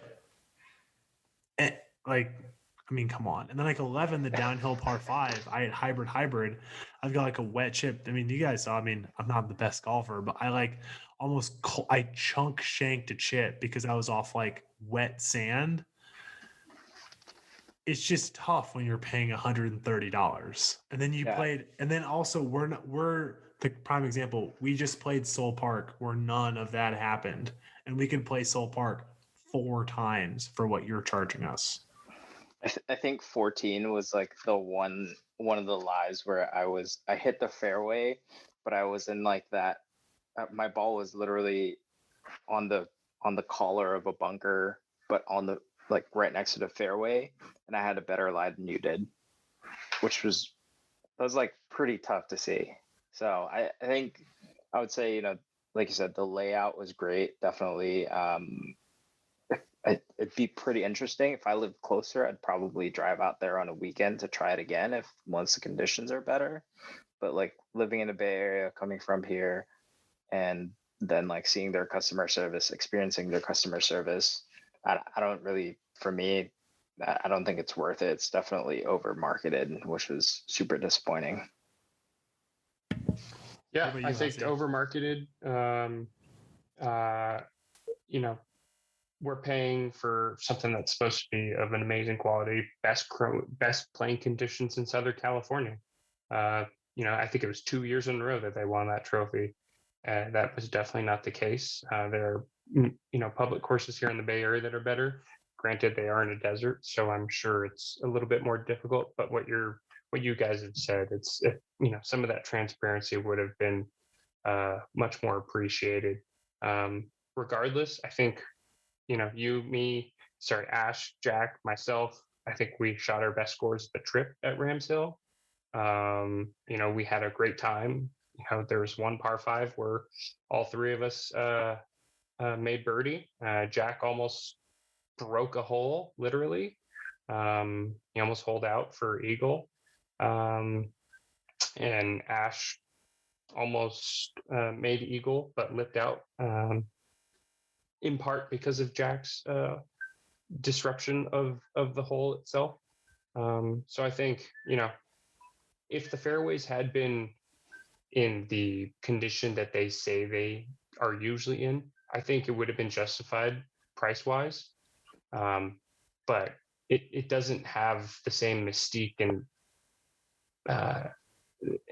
I'll never really want to go back there to play.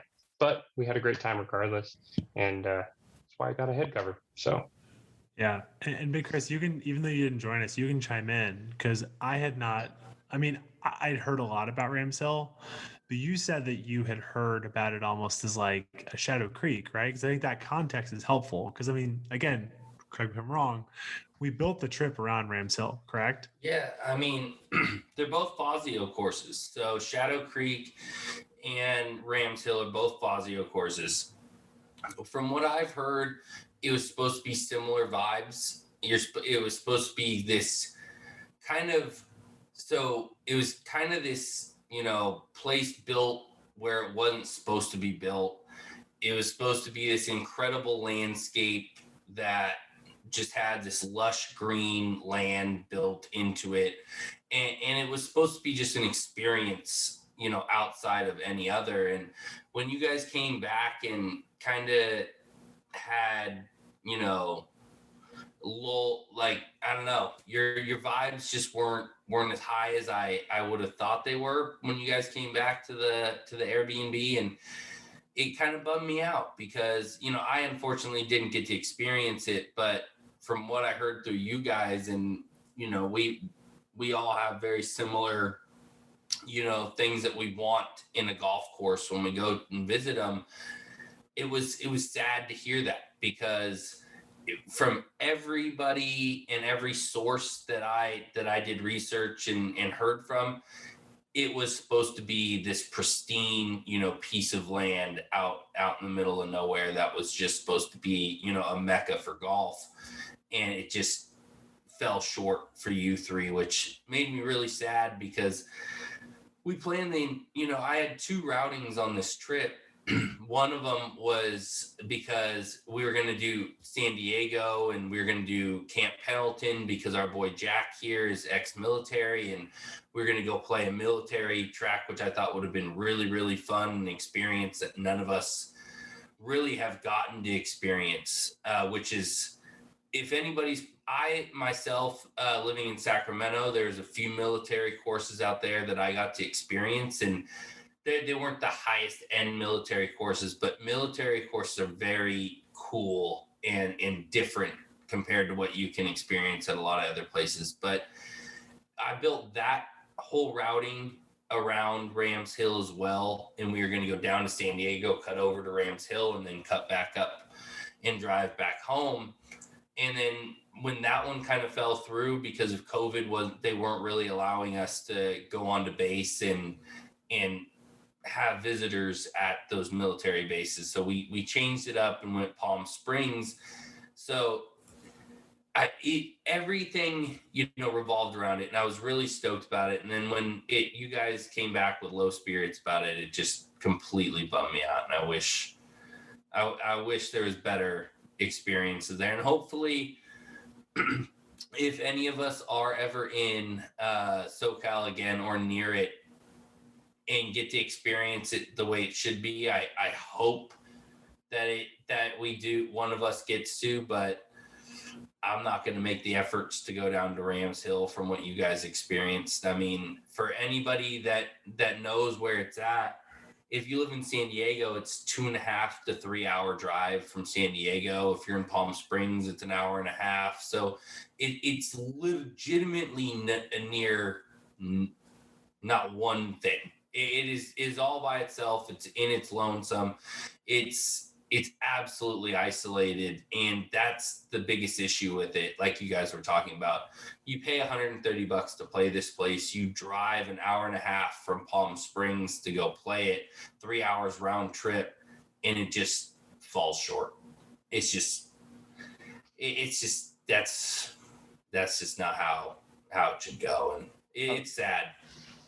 Yeah, it's just crazy to me that, like, I'm looking at an article from, what is this, August, and it's from the Augusta Chronicle, and it's like Rams Hill is number 6 on their best courses in California to play. And so That there's was all just these August. Yeah, and again, it's just, there's so many, there's all these accolades about them, and I'm sure they're in like Golf Digest top courses to play, or Golf Magazine's top courses to play. And I don't know, man, it just sucks that they're not transparent about how their course is really playing, especially, now that it seems like there's a lot of places that are opening up because of COVID. I'm sure there's people like us who are like sitting at home looking at different courses that we want to go to once quarantine is done, and like, they've probably popped up on top 10s of these different lists, and you're just like, wow, it's definitely over marketed. It's kind of the same. Oh, go for it, Chris. Sorry, I was just going to say, and I'll give it to him. There were some things that were really great about the course. Pro V1X practice balls at the range. Never done that before. Really nice. Doesn't matter. I don't know. But the routing, there were some holes in there that really made you think too. There were a lot of bunkers. Bunkers had really nice sand in them. You could actually hit a quality bunker shot and have things spin and stick. But, on the back nine, there's 2 drivable par 4s. The first one, you're like, I don't know. I think I'll just lay up. That's probably the smarter choice. The second drivable par 4, even if you laid up, I mean, your approach shot is even tougher. There's bunkers all over that hole. So, all three of us were like, screw it, we're just going to go for the green. And it turned out probably to be the better decision because you just had higher odds of actually getting onto the green. It was interesting. I can see why it's supposed to be really great, but it just wasn't there for us right now. Yeah, it's kind of the same feeling I have for all of us that play golf in the city. It's kind of how we all feel about the difference between what people portray Harding Park and Presidio. A lot of people think that Harding Park is the gem of San Francisco. And to be honest, most people that live in the city would choose Presidio 10 times over Harding Park. And that's, I mean, you could speak of that, Ash. You just played Harding Park today. And it's one of those things where it's because they've held now a PGA championship and they've held, things, other tournaments in the past, it has that prestige. So they charge what they charge. And I'm not saying that their conditions aren't good because, when I've been out at Harding, the conditions are always in really good shape for the most part, other than being a public course and every person doesn't replace their ball marks, which drives me nuts. But Presidio is just always in prime shape. It's a much more interesting track. It's much more enjoyable to play. And anybody that lives in the area would skip the course that hits all of the rating lists. And so if I could tell anybody based on what we learned on this trip is don't always go based on people's rating lists. Don't go on the top 100s. Don't go based off of what you might hear from every other person that you might think of, because the last trip that I planned, I just randomly picked these two courses, Cypress Ridge and Monarch Dunes, and they end up being absolutely incredible golf courses for us to play on that trip. And I wouldn't say you'd find either one of those courses on anybody's top list, let alone most people, even in California, knowing about them or talking about them. But I would definitely, if somebody asked me a top 50 list, for if I was to put up a top 50 list in California, I'd probably put both of those courses on that list from what I've experienced myself. So, recommendations from locals is great, but do your own research and kind of, rely on Google and Google Maps and stuff, and you'll come across some just true gems by using your intuition and kind of picking out some great things. And this course was the most expensive course on our entire trip as well, by about double, if not triple, almost. Pretty much triple, because every round, if we broke it down, even Terra Lago was about $40 to $50 max per round. So we didn't. It's incredible the golf that we got to play for the prices that we got to play, and for Rams Hill to be triple the cost of the other courses that we played. It's absurd why you would pay that much when there's so much great golf out there to play. And just so you guys know, to all of our listeners, when I plan these trips, my main goal on these trips is for travel expenses, gas, food, lodging, and golf. My goal is always to be between $600 and $800 per person, which if you've ever done a 4-day trip anywhere, not even just including golf, that's a really difficult thing to accomplish. So I definitely pride myself on making these very affordable. And that's what public golf actually gives you as well, is the amount of great experiences you can have and how affordable it actually is if you spend the time to find these true gems out there. So to squeeze that one in and make our trip that much more expensive and it be that big of a letdown sucks, because our expensive course last time on our last trip was Sandpiper. That was $100 a round, and our expectations were met and exceeded. I would say, on that course.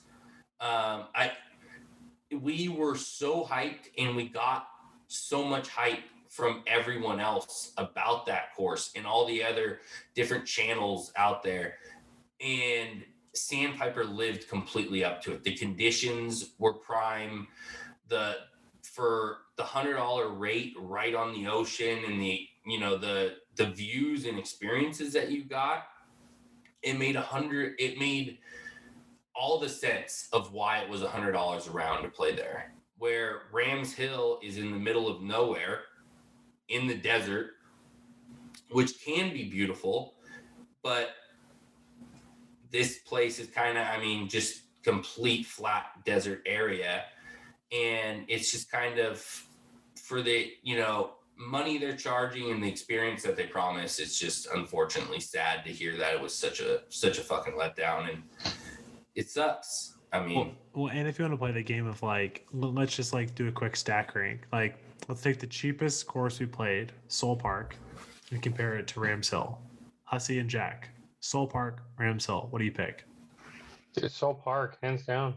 Yeah, Jack. Soule Park. Okay, let's go the course we knew the least, Terra Lago. Didn't know much about it. Like, couldn't say I was excited to play. I wasn't not excited, but Terra Lago, either one or Rams Hill. Personally, I pick either Terra Lago course over Rams Hill as well for getting value, right? So it's like, yep. I would actually, with this in mind, I think the course we built our trip around is actually number 5 on our list. And again, like, I'm not like, we didn't have a bad trip. We had a great trip. Can't wait for our next one. But like, to Chris's point, Sandpiper was like, circle it.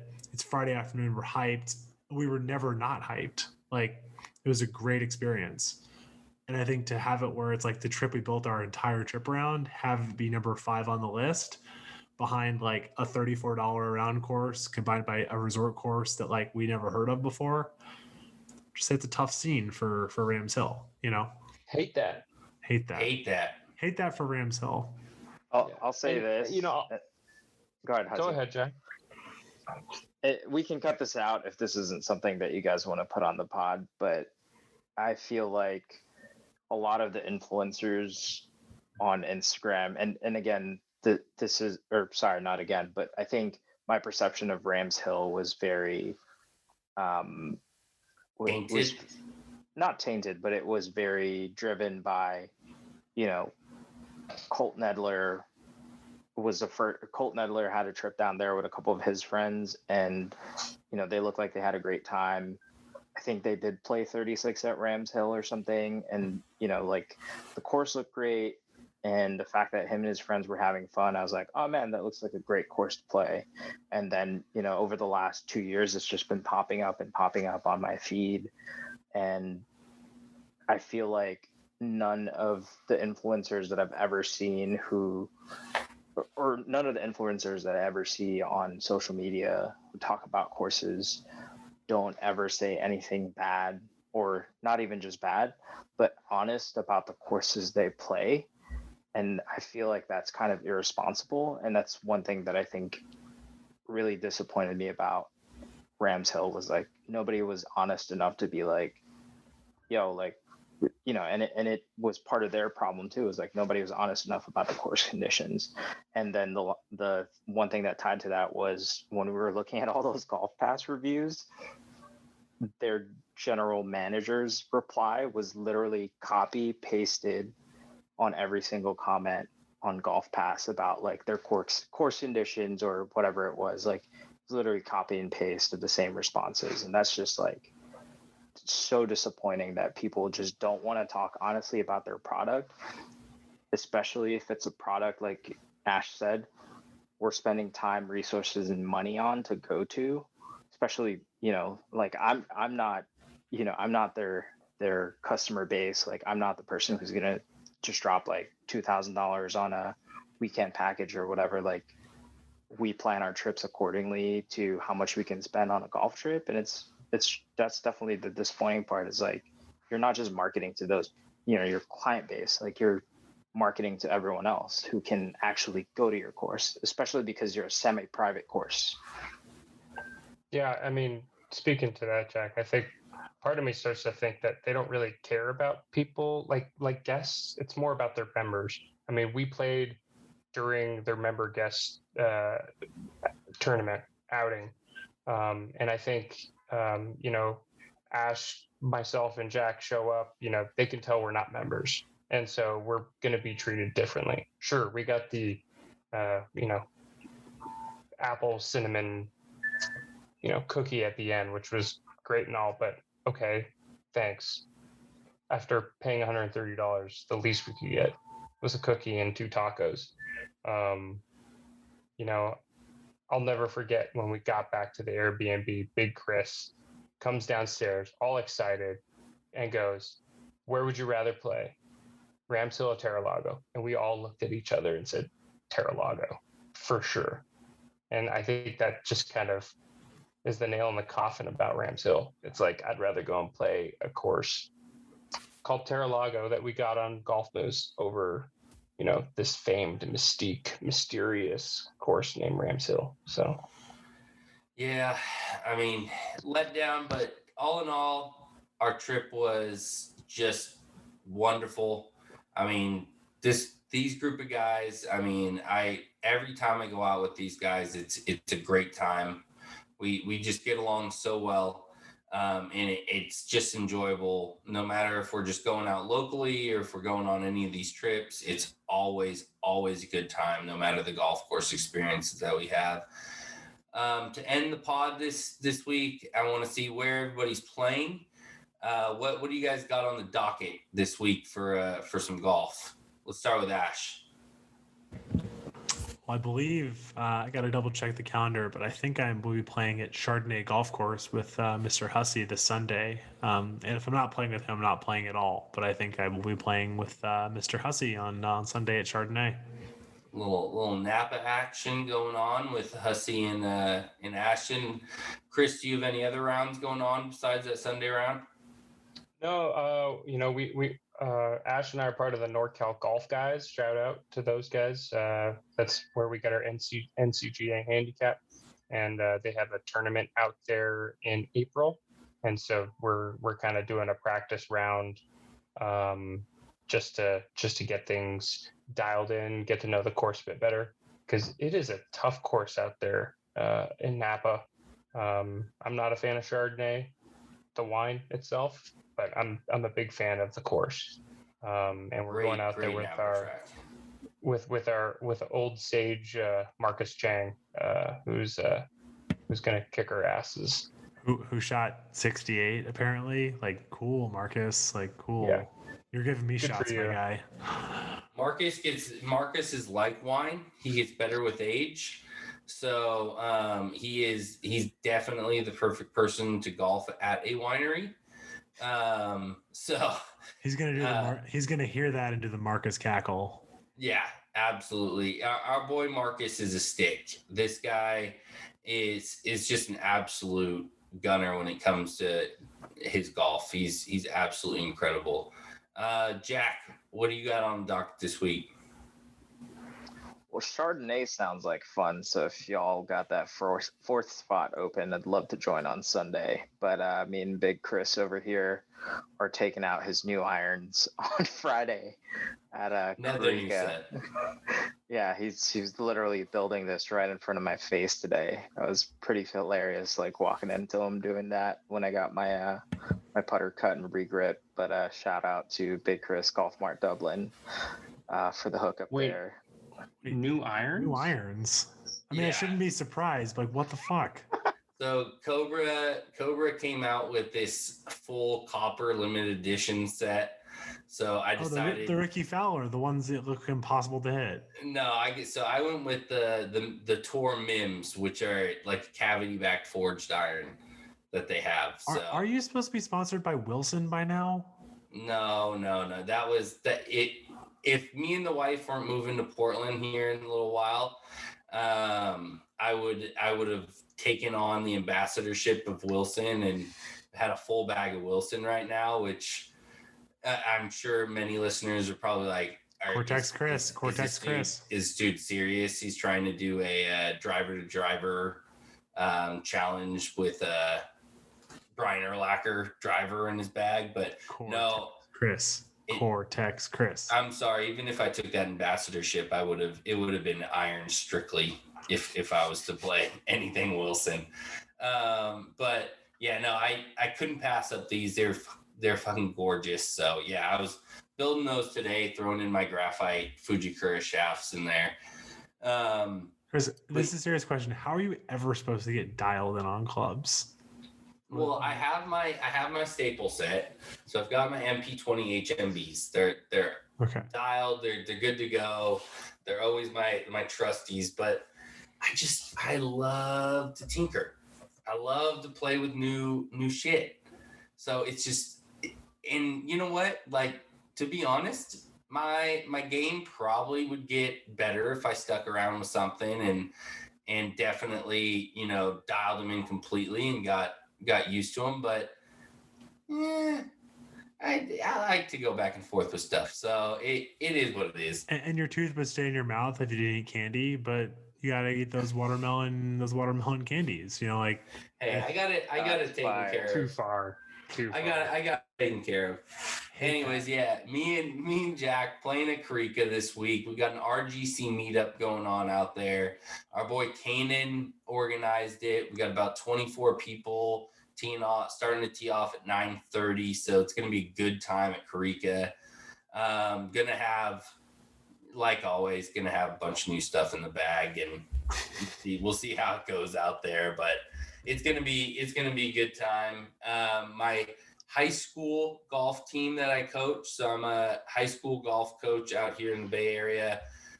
We start in the next couple weeks. So I have a girls tournament tomorrow.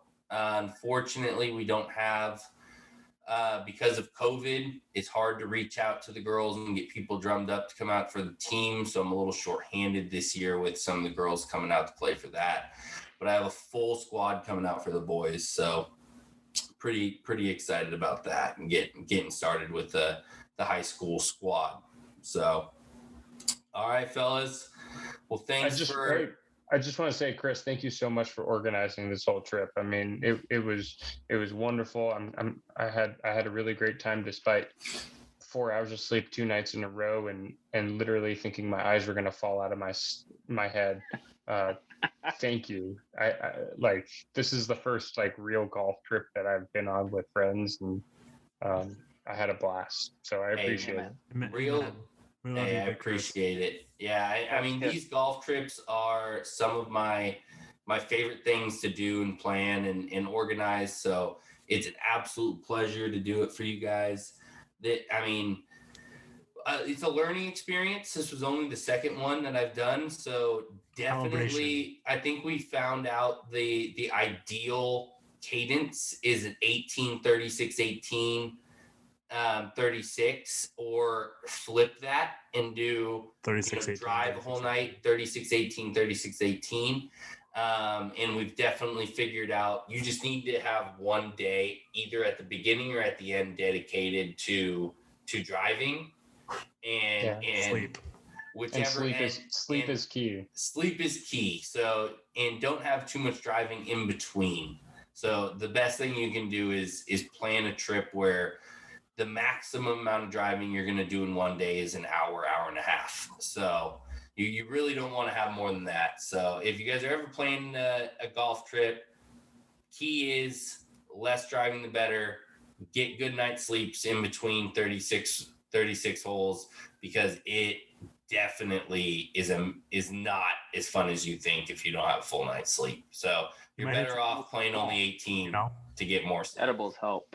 So, FYI. 2.5 of them? Yeah. No. And we'll end it there. All right, guys. So thank you for having Hussey on. We have producer Jack on again. Ashton, as always. Too late.